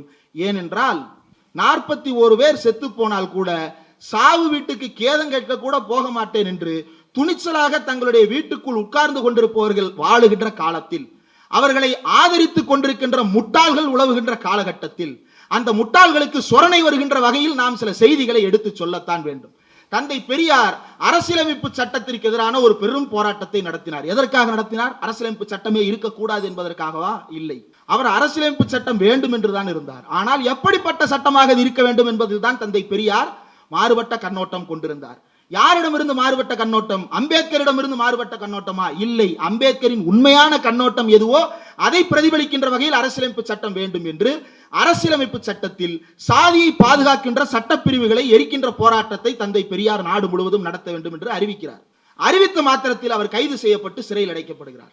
சிறையில் அடைக்கப்பட்டாலும் போராட்டத்தை தோழர்கள் தொடருங்கள் என்று பெரியார் அறிவித்து விட்டு சிறைக்கு போய் சேருகிறார். இப்ப பெரியார் உள்ள போயிட்டார். போராட்டம் நடக்கணும், நடக்குது. எல்லா இடங்களிலும் போராட்டம் நடக்கிறது. அந்த போராட்டத்தை கூட பல பேர், அது எப்படி சாதியை பாதுகாக்கும் அரசியலமைப்பு சட்டம், அதுதானே சமத்துவம் சொல்லுகிறது. ஆம், அரசியலமைப்பு சட்டம் சமத்துவத்தை சொல்லுகிறது. அதே அரசியலமைப்பு சட்டம் பிரிவு 25, 26களில் மூட பழக்க வழக்கங்களை பாதுகாக்கின்ற வகையில் எழுதி வைத்திருக்கிறது. சனாதனத்தை பாதுகாக்கின்ற வகையில் எழுதப்பட்டிருக்கிறது. என்னது? கஸ்டம்ஸ், ட்ரெடிஷன்ஸ், இதெல்லாம் மதித்து நடக்க வேண்டும். எது கஸ்டம்? இந்தியாவில் பழக்க வழக்கம் என்பது எது? சாதி. இந்தியாவின் பழக்கம் சாதி, இந்தியாவின் வழக்கம் தீண்டாமை. அதை பாதுகாப்பதற்கு எப்படி ஒரு பிரிவை சேர்க்க முடியும்? கோவிலுக்குள் பார்ப்பானை தவிர வேறு யாரும் போகக்கூடாது என்பது அவனுடைய சடங்கு. அந்த சடங்கை பாதுகாக்க வேண்டும் என்று அவன் கேஸ் போட்டா ஆர்டிகிள் 25 படி ஆம், அவன் சொல்லுவது சரிதான் என்று நீதிமன்றம் தீர்ப்பளிக்கிறது. எங்க நடந்தது? சிதம்பரம் நடராஜர் கோவிலில் நடந்தது. தில்லை அம்பலத்தில் அது நடந்தது. என்ன நடந்தது? பார்ப்பனர் அல்லாதார் மேடையில் ஏறி பூஜை செய்யக்கூடாது, பார்ப்பனர் அல்லாதார் அங்கே பூசாரியாக கூடாது என்று ஒரே ஆர்ப்பாட்டம். தேசிய அளவில் பெரும் பேசுபொருளானது. நீதிமன்றம் என்ன சொன்னது? அது பார்ப்பனருடைய பழக்க வழக்கம், அதில் நாம் தலையிட முடியாது. அந்த சட்டப்பிரிவை தான் பெரியார் 1957லேயே கொளுத்த சொன்னார். அப்படி சட்டப்பிரிவை முன்கணித்து கொளுத்திய அந்த போராட்டத்தில் திருச்சியில் பல தோழர்கள் கைது செய்யப்பட்டார்கள். கைதுனா எப்படின்னா, பயந்து ஓடி ஒளிவதெல்லாம் கிடையாது. ஆபீஸ்ல தான் இருக்கேன், வீட்டில் தான் இருக்கேன், என்ன எப்பனாலும் வந்து கைது பண்ணுங்கன்றதெல்லாம் கிடையாது. அப்போ போலீஸுக்கு ஜீப்பு கீப்புலாம் ஒன்றும் கிடையாது, சைக்கிள் தான். சைக்கிளில் ஏட்டு வருவார். ஏட்டு வரும்போதே வீட்டுக்கு முன்னாடி நிப்பாட்டி ஒரு தோழர் கருப்பு சட்டையோடு போய் ஏட்டு ஒருத்தர் வர்றாரு, நிப்பாட்டுறாரு. என்னையா, நான் தான் சட்டத்தை கொளுத்தினே, என்னை கைது பண்ணேன். யோ போய் வேலையை பாரியா, நாங்கள் அதை முக்கியமான 2-3 பேரை தூக்கிட்டு போவோம். தம்பி, கொளுத்திட்டு ஜெயிலுக்கு போறதா எங்க டாஸ்கே, எங்க ஐயா சொன்னதே அதுதான், என்ன நீ பாட்டுக்க போற அப்படின்னு சொல்லி வண்டியில ஏறி ஜெயிலுக்கு போய் உட்கார்ந்தாங்க. அப்படி தாங்களாகவே கைதாகி போனார்கள். ஏன் கைதாகி போனார்கள்? சட்டம் ஒழுங்கை எதிர்த்து தான் போராடுகிறோம். அதனால் நாங்கள் உங்கள் சட்டப்படி எதிரிகள், அதன்படி நீங்கள் கைது செய்யுங்கள். என்னுடைய கடமை நான் இந்த சட்டத்தை கொளுத்துவது, உங்களுடைய கடமை எங்களை கைது செய்வது. அந்த கடமையை நீ செய்யாம இருக்கிறதுக்கு நான் பழி வாங்க முடியாது என்று தந்தை பெரியார் எல்லாம் கைதாகி உள்ள எல்லாரும் கைதாகி உள்ள போறாங்க. உள்ள போன தோழர்களை அன்றைக்கு இருந்த அரசு மிக கொடூரமாக சித்திரவதை செய்து தாக்கி, எந்த அளவுக்கு என்றால் அவங்க அடிவயிற்றிலேயே மிதிப்பது, அவங்களுடைய வயிற்றிலேயே மிதிப்பது. ஏன் வயிற்றிலேயே மிதிச்சா அவங்களுடைய கிட்னி, லிவரு, இன்டெஸ்டைன், குடலு, வயிறு எல்லாம் பாதிக்கப்படும். பாதிக்கப்பட்டு என்ன ஆகும்? இன்டர்னல் ப்ளீடிங் ஆகும். இன்டர்னல் ப்ளீடிங் ஆனா என்ன ஆகும்? உணவு எடுக்க முடியாது. உணவு எடுக்க முடியலன்னா என்ன ஆகும்? ரத்தத்தை எப்படி வயிறு செரிக்கும்? ரத்தத்தை வயிறு செரிச்சா என்ன ஆகும்? உடம்பு நாசமா போகும். கொடூரமான நோய்களால் பாதிக்கப்பட்டு சித்திரவதைக்கு உள்ளாக்கப்பட்டு, நீங்க அப்ப இருக்கிற செய்திகள்லாம் எடுத்து பார்த்தீங்கன்னா வயிற்றுப்போக்கால் மரணம். வயிற்றுப்போக்கு எப்படி தானா போச்சா? இவர்கள் பூட்சு கால்களால் மிதித்து மிதித்து வயிற்றுப்போக்கை போக வைத்தார். உடலில் எந்த உணவும் ஒட்டாதபடி கொடூரமாக சித்திரவதை செய்தார்கள். அந்த சித்திரவதையால் சிறைக்குள்ளேயே ஒருவர், ஆஸ்பத்திரியில் ஒருவர் என்று 2 பேர் செத்து போனார்கள். பட்டுக்கோட்டை ராமசாமி, மணல்மேடு வெள்ளைச்சாமி என்று 2 தோழர்கள் திருச்சி சிறையிலேயே செத்து போனார்கள். செத்து போன தோழர்களுடைய உடலை வாங்குவதற்காக அவருடைய குடும்பத்தார் போய் திருச்சி சிறைச்சாலை வாசலில் நிற்கிறார்கள். சிறைச்சாலை வாசலில் நின்ற அந்த தாய்மாரை பார்த்து காவல்துறை, உங்கள் கணவர்களின் உடல் ஏற்கனவே புதைக்கப்பட்டு விட்டது, உங்கள் பிள்ளைகளின் உடல் ஏற்கனவே புதைக்கப்பட்டு விட்டது, இனி அவர்களை திரும்ப பெற முடியாது, வீட்டுக்கு செல்லுங்கள் என்று விரட்டுகிறார்கள். இதை அறிந்த திராவிடர் கழக தோழர்கள் அன்னை மணியம்மையாருக்கு தகவல் கொடுக்கிறார்கள். அன்னை மணியம்மையார் சென்னையில் இருக்கிறார். சென்னையிலிருந்து திருச்சிக்கு உடனடியாக எப்படி போவது? எம்.ஆர். ராதாவுடைய கார் இருக்கிறது. எம்.ஆர். ராதாவுடைய காரில் ஏறி எம்.ஆர். ராதா அவர்களும் அன்னை மணியம்மையார் அவர்களும் ஆசிரியர்களும் கிளம்பி திருச்சிக்கு விரைகிறார்கள். திருச்சிக்கு போய் அந்த உடலை தாருங்கள் என்று காவல்துறையிடம் கெஞ்சி கேட்டும் கூட அவர்கள் உடலை தர மறுத்து விட்டார்கள். உடலை தர மறுத்து விட்டதற்கு பிறகு அன்னை மணியம்மையார் உடனடியாக ஆசிரியரை திருச்சியிலே இருக்க வைத்து விட்டு எம்.ஆர். ராதாவோடு சென்னைக்கு கிளம்புகிறார். திருச்சியிலிருந்து வந்த அன்னைக்கே திரும்ப சென்னைக்கு. எதற்காக? முதலமைச்சர் காமராஜரை பார்ப்பதற்காக. காமராஜரை பார்த்து என்ன கோரிக்கை வைத்தார்? நாங்கள் உயிரோடு அனுப்பினோம் சிறைச்சாலைக்கு, நீங்கள் தேடியெல்லாம் பிடித்து கொண்டு போகவில்லை, நாங்களாகவே சிறைக்கு அனுப்பி வைத்தோம். அப்படி அனுப்பி வைத்தவர்களை உயிரோடு அனுப்ப வேண்டியது கூடவா உங்களுக்கு பொறுப்பில்லை?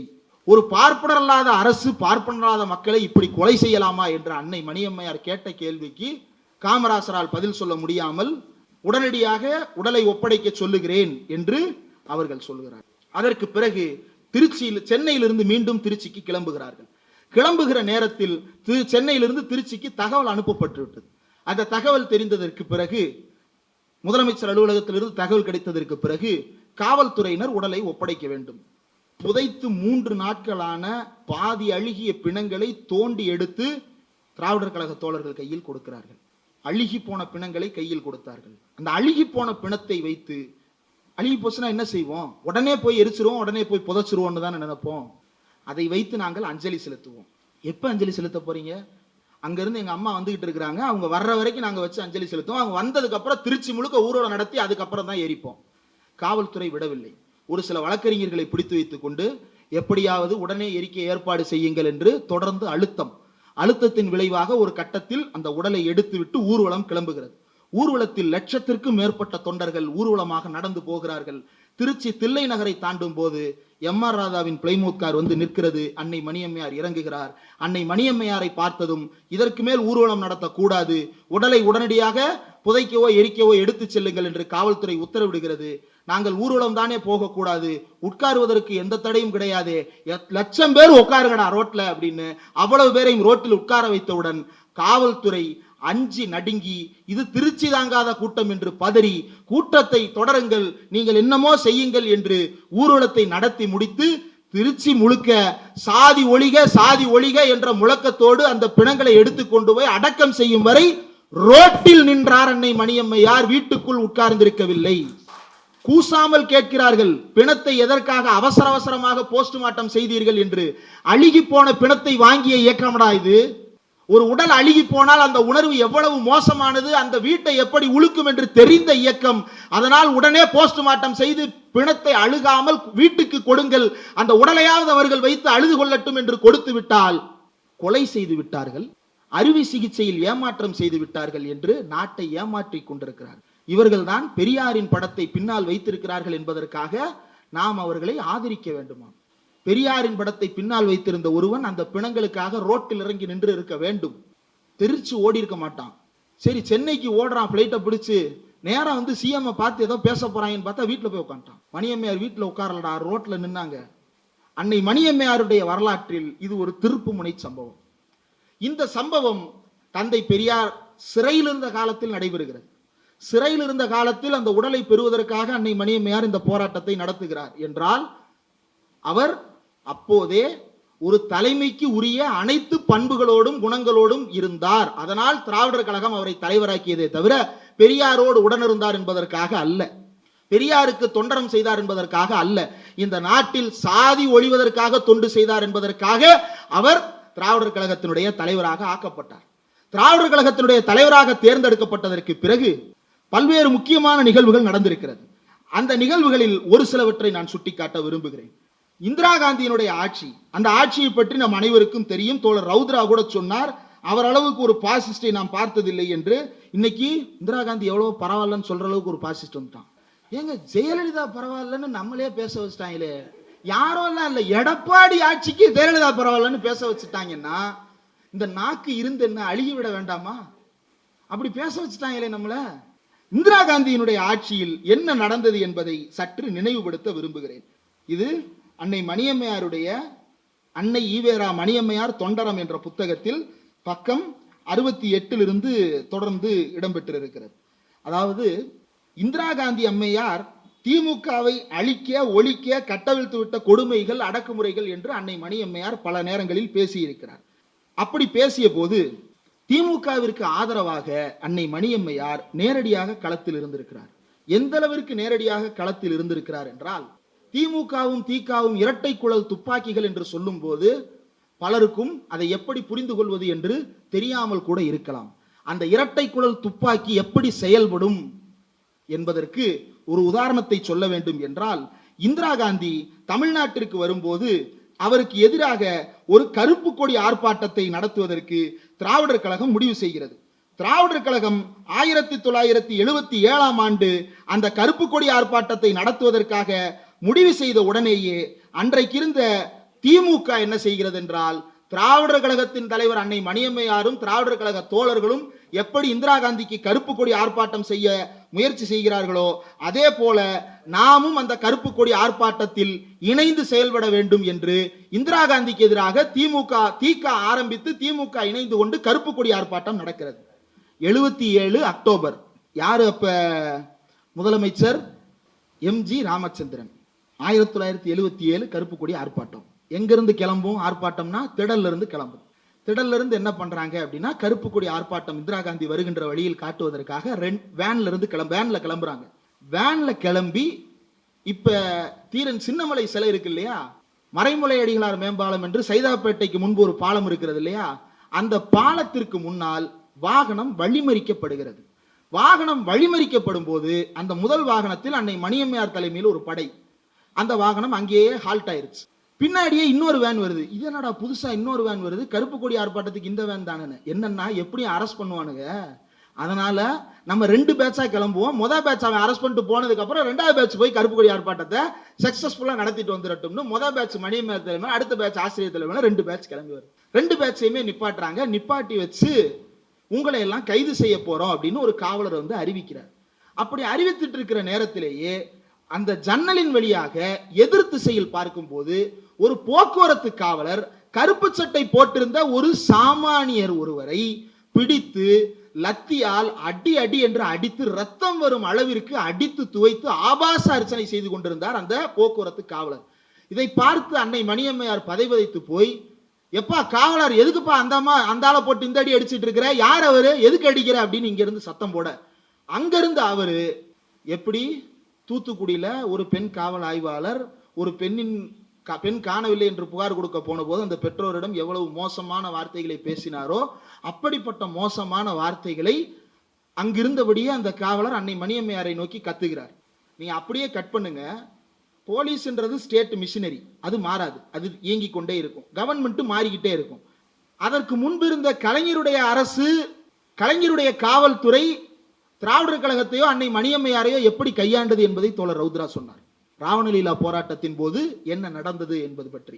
பெரியாரின் வழித்தோன்றல் தான் என்று சொல்லிக் கொள்ளுகின்ற, எங்களுக்கு தந்தை பெரியார், எங்களுக்கு அண்ணன் பேரறிஞர் அண்ணா என்று சொல்லிக் கொண்டிருந்த, அண்ணாயிசத்தை செய்கிறேன் என்று சொல்லிக் கொண்டிருந்த எம்ஜி ராமச்சந்திரன் ஆட்சியில் மணியம்மையாரை நோக்கி அன்றைக்கு இருந்த காவலர் அவதூறான வார்த்தைகளை பேசுகிறார். பேசும்போது அப்போது பக்கத்தில் இருந்த ஆசிரியர் உள்ளே புகுந்து என்ன நடக்கிறது இங்கே என்று, அப்ப தேவாரம்னு ஒரு காவலர் இருந்திருக்கிறார், அந்த தேவாரம் என்ற காவலரை பார்த்து கடுமையாக கேட்க, I will finish you off, I will finish you off, உன்னை முடித்து கட்டி விடுவேன் என்று எச்சரித்து விட்டு தூக்கி அடியடா என்று அத்தனை பேரையும் சிறைக்கு எடுத்து செல்லுகிறார்கள். அந்த போராட்டத்தின் விளைவாக அன்னை மணியம்மையார், திராவிடர் கழக தோழர்கள் எல்லோரும் கைது செய்யப்பட்டு சிறையில் அடைக்கப்பட்டிருந்த நேரத்தில், இப்ப எதுக்கு நீ எம்ஜிஆரை பத்தி இடையில திடீர்னு ஆரம்பிச்ச, போலீஸ் இதை நடத்துது, போலீஸ் எம்ஜிஆரை மீறி கூட இதை நடத்தி இருக்கலாம் இல்லையா அப்படின்னு சிலர் கேள்வி கேட்கலாம். அப்ப இந்திரா காந்திக்கு எதிரான கருப்பு கொடி காட்டும் கிளர்ச்சியை காரணம் சொல்லி திராவிடர் கழக தலைவர் அவர்கள் கைது செய்யப்பட்டார், வழக்கு பதிவு செய்யப்பட்டது. அவருடைய உடல் நலத்தை காரணமாக கருதி அவர் மீது போட்ட வழக்கை மட்டும் இந்த அரசு வாபஸ் பெறுகிறது. எப்படி? எம்ஜிஆரினுடைய தயால குணம், திராவிடர் கழகத்தை அவர் கண்போல நேசித்திருக்கிறார், அதனாலதான் அன்னை மணியம்மையாரை விடுதலை செய்கிறார். அப்படிதான் நினைக்கணும் ஒரு சாமானியன். 15/11/1977 அன்று திராவிடர் கழக தலைவர் அன்னை மணியம்மையார் ஒரு கடிதம் எழுதுகிறார். அந்த கடிதத்தின் தலைப்பு என்னவென்றால், தலைப்பு அடுத்து சொல்றேன், நம் காருண்யம் மிக்க தமிழ்நாடு அரசுக்கு இந்த இரக்கம் மிகுந்த கண்ணோட்டம் 30ஆம் தேதி வந்திருக்குமானால் விலை மதிப்பற்ற, அன்னை மணியம்மையார் மேல போட்ட கேஸ வாபஸ் வாங்குறேன்னு சொல்றார் எம்ஜிஆர். அன்னை மணியம்மையாருடைய அறிக்கையில் மட்டும்தான் நடந்தது என்ன என்பதை நம்மால் தெரிந்து கொள்ள முடிகிறது. அந்த அளவிற்கு இந்த அரசு வெளியில், அன்றைய எம்ஜிஆர் அரசு வெளியில் எந்த செய்தியும் போகாதபடிக்கு செய்திகளை நிறுத்தி வைத்திருந்தது. என்ன நடந்தது என்றால், இந்த காருண்யம் மிக்க தமிழ்நாடு அரசுக்கு இந்த இரக்க மிகுந்த கண்ணோட்டம் 30ஆம் தேதி வந்திருக்குமே என்றால் 3 தமிழர்கள் உயிர் பலியாகி இருக்க மாட்டார்கள். பல்லாயிரக்கணக்கான நம் மக்கள், இயக்கத்தினர், பொதுமக்கள் மண்டை உடைந்து, கால் உடைந்து, முடமாகி, குண்டடிப்பட்டு, இரத்த வெள்ளத்தில் மிதந்த கொடுமைகளும் ஏற்பட்டு இராதே. குண்டடிப்பட்டு எதுக்கு? கருப்பு கொடி ஆர்ப்பாட்டத்துக்கு. கருப்பு கொடி ஆர்ப்பாட்டம் நடத்தினா கைது பண்ணு. திராவிடர் கழகம் என்னைக்குமே நான் கைதாக மாட்டேன் என்று ஓடி ஒளிந்ததோ தலைமறைவானதோ கிடையாது. நான் ஒரு போராட்டம் பண்ணுவேன், நீ என்னை அரெஸ்ட் பண்ணலனாலும் நானே வந்து ஜெயிலில் உட்காருவேன். ஜெயிலில் உட்கார்ந்து என்ன பண்ணுவேன்? எதிராக வாதாடுவீங்களா? கிடையாது. உங்கள் மனம் குளிரும்படி என்ன தண்டனை கொடுக்க விரும்புகிறீர்களோ கொடுத்து தொலையுங்கள் பார்ப்பன நீதிபதிகளே என்று அங்க வந்து நாங்க பிரச்சாரம் பண்ணணும்ல. ரோட்ல பிரச்சாரம் பண்ணிட்டோம், நீதிமன்றத்துல பிரச்சாரம் பண்ணணும்னா அரெஸ்டானா தானே பண்ண முடியும். அப்ப நான் அரெஸ்ட் ஆவேன்னு இருந்தவங்களை துப்பாக்கியால் சுட்டு 3 பேரை கொன்றிருக்கிறார் இந்திரா காந்திக்கு எதிராக கருப்பு கொடி காட்டிய ஒரே காரணத்திற்காக. யாரு? எம்ஜிஆர். அதே எம்ஜிஆர் இன்னொரு முக்கியமான சம்பவத்தையும் செய்கிறார். நம்ம அண்ணா மேம்பாலம் பார்த்திருப்பீங்க. அண்ணா மேம்பாலம்னா தெரியாதவங்களுக்கு ஜெமினி மேம்பாலத்தை எல்லாரும் பார்த்திருப்பீங்க. அந்த மேம்பாலத்துக்கு நடுவுல தந்தை பெரியார் நின்று கொண்டிருக்கும் சிலை ஒன்று இருக்கும். அது கண்ணுக்கே தெரியாது. ஏன் தெரியாதுன்னா, பாலத்துக்கும் அதுக்கும் இருக்கிற அந்த கேப் வந்து அவ்வளவு நெருக்கமானதா இருக்கும். அதனால உங்களால அந்த சிலையை பார்க்கவே முடியாது. இப்ப மருத்துவர் எழிலன் அவர்கள் அந்த தொகுதியினுடைய எம்எல்ஏவாக ஆனதற்கு பிறகு அந்த அண்ணா மேம்பாலத்தை புனரமைப்பு செய்து அண்ணா, கலைஞர், பெரியாருடைய பொன்மொழிகளை பதாகைகளாக அமைத்து அங்கு பெரியார் சிலையை, சிதிலமடைந்து கிடந்த சிலையை மீட்டுருவாக்கம் செய்து அங்கிருந்த அண்ணா சிலையை புதுப்பித்து அங்கு புதிதாக கலைஞர் சிலை ஒன்றை நிறுவி அங்கு கீழே ஒரு அழகான தோட்டம் ஒன்றை உருவாக்கி இன்றைக்கு அண்ணா மேம்பாலத்தை நீங்கள் இரவில் போய் பார்த்தால் ஜொலிக்கிறது. அந்த சிலை எம்ஜிஆர் வைத்த சிலை. ஆகா, பெரியாருக்காக எம்ஜிஆர் செலவு வச்சிருக்கிறாரே, எவ்வளவு சந்தோஷமான விஷயம். எம்ஜிஆர் பெரியாருக்கு ஒன்று செஞ்சார் அப்படின்னா நீங்க அங்க சந்தோஷப்படக்கூடாது, சந்தேகப்படணும். ஏன் சந்தேகப்பட வேண்டும் என்றால், இப்ப சில நேரங்கள்ல நம்ம வந்து வாய் தவறி சில விஷயங்களை அல்லது நினைவு தவறி சில விஷயங்களை பேசிடுறது உண்டு இல்லையா? எல்லாருக்கும் நினைவு பிறழ்ந்து விடும், எல்லாருக்கும் கருத்து பிறழும், அல்லது பேசும்போது வேகத்துல ஏதோ வார்த்தைகள் மாறி விழும். அது எப்ப விழலாம்? அத்தாரிட்டியா ஒருத்தர் இல்லாதப்ப விழலாம். ஒரு விஷயத்துக்கு அத்தாரிட்டி ஒருத்தர் உட்கார்ந்து இருக்கும் போது அந்த சந்தேகம் உனக்கு வருதுன்னா நீ எப்படிப்பட்ட ஆள் என்பதை நீதான் யோசித்துக் கொள்ள வேண்டும். அதுக்கு பரிதாபம் தான் பட முடியும். அப்படிப்பட்ட ஒரு சம்பவம் இருக்கிறது. என்னன்னா, தந்தை பெரியாருடைய சிலை 1973 ஆண்டு தந்தை பெரியாருடைய பிறந்த நாளின் போது திடல்ல வழக்கத்துக்கு மாறாக வெகு விமர்சையாக அந்த விழா கொண்டாடப்பட்டது. எம்ஜிஆர் வர்றாரு அந்த விழாவுக்கு. அப்ப அவர் என்னவா இருக்கிறாரு? அஇஅதிமுகவினுடைய பொதுச் செயலாளராக இருக்கிறாரு. ஏங்க சடனா சிரிச்சு ஏதாவது கண்டம் எடுத்து விடுவது போல. எம்ஜிஆர் அஇஅதிமுக பொதுச் செயலாளராக இருக்கிறார். அப்படி பொதுச் செயலாளராக இருந்த அதிமுகவினுடைய மாண்புமிகு எம்ஜி ராமச்சந்திரன் பெரியார் திடலுக்கு வந்து பெரியாரின் தொண்டரங்களை போற்றுகின்ற வகையில் நான் பெரியாருக்கு சிலை வைக்க போகிறேன்னு எம்.ஆர். ராதா மன்றத்துல பேசிட்டு போயிட்டார். எம்ஜிஆர் வந்து பல நேரங்கள்ல சொன்னதை செஞ்சிருக்கிறாரு. எப்படிலாம் செஞ்சாருன்ற வரலாறுலாம் பெருசு. எம்.எஸ்.எஸ். பாண்டியன் நிறைய எழுதியிருக்கிறாரு. அதை நம்ம படிச்சு பின்னாடி பேசுவோம். 1977 செப்டம்பர் மாதம் 18ஆம் தேதி பெரியார் பிறந்த நாளைக்கு அடுத்த நாள் தான் வாக்குறுதி கொடுத்தது போலவே தான் ஆட்சிக்கு வந்த முதல் ஆண்டிலேயே சிலையை வைத்து விட்டார். வாழ்த்துக்கள். நான் என்ன சொன்னேன்? பெரியாருக்கு எம்ஜிஆர் ஏதாவது செஞ்சா சந்தோஷப்படக்கூடாது, சந்தேகப்படணும். ஏன்னா அன்னை மணியம்மையார் அந்த கூட்டத்தில் பேசுறாங்க. என்ன பேசுறாங்க? எம்ஜிஆர் அவர்கள் இது போல போன முறை திடலுக்கு வந்திருந்த போது வாக்குறுதி கொடுத்தார், கொடுத்தது போலவே சிலையை திறந்து வைத்தார், அவருக்கு என்னுடைய வாழ்த்துக்கள். பெரியாருடைய நெஞ்சில் தைத்த முள்ளாகிய அனைத்து சாதியினரும் அர்ச்சகராக வேண்டும் என்ற கோரிக்கையை முன்னாள் முதலமைச்சராக இருந்த கலைஞர் அவர்கள் நிறைவேற்றினார். அதை நீதிமன்றம் தடுத்து நிறுத்திவிட்டது. நீதிமன்றம் தடுத்து நிறுத்தியதை மீண்டும் செயல்பாட்டுக்கு கொண்டு வருவதற்கு இன்றைய முதலமைச்சர் எம்ஜி ராமச்சந்திரன் அவர்கள் தந்தை பெரியாரின் பெயராலும் அண்ணாவின் பெயராலும் ஆட்சி நடத்துவதாக சொல்லிக் கொள்ளும் எம்ஜி ராமச்சந்திரன் அவர்கள் அனைத்து சாதியினர் அர்ச்சகராகும்படிக்கு புதிய சட்டத்தை நிறைவேற்ற வேண்டும் என்று அன்னை மணியம்மையார் மேடையிலே கோரிக்கை வைக்கிறாங்க. நீ காமராஜர் மாதிரி ஆகட்டும் பார்க்கலாம்னு கூட சொல்லிட்டு போயிருந்திருக்கலாம். ஆனால் ஒரு சினிமா நடிகரின் நார்சிசம் என்னவெல்லாம் செய்ய வைக்கும் தெரியுமா தோழர்களே? அதாவது பெரியார் சிலையை திறந்து வச்சுட்டு அந்த மேடையிலேயே பேசுறாரு. என்ன பேசுறாருன்னா, பெரியார் அவர்கள் பல விஷயங்களுக்காக போராடி இருக்கிறார்.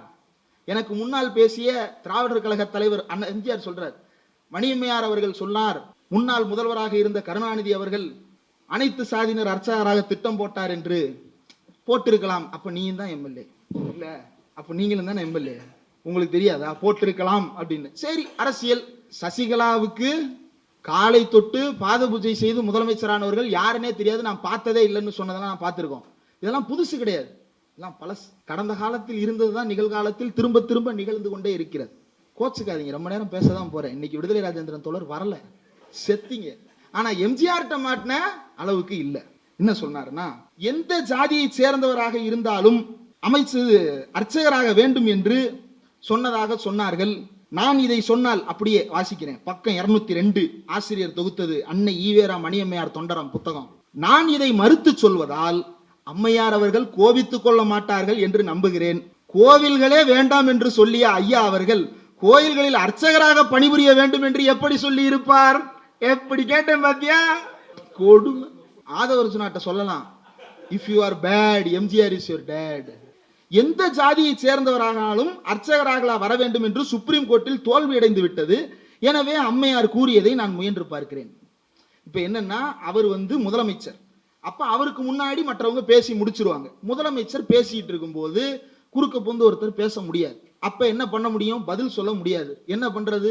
தலையில அடிச்சுக்கிட்டு, ஏண்டா வந்தம், எதுக்குடா நீ செலவிறந்தன்ற அளவுக்கு நொந்து போய் அன்னை மணியம்மையார் கிளம்புறாங்க.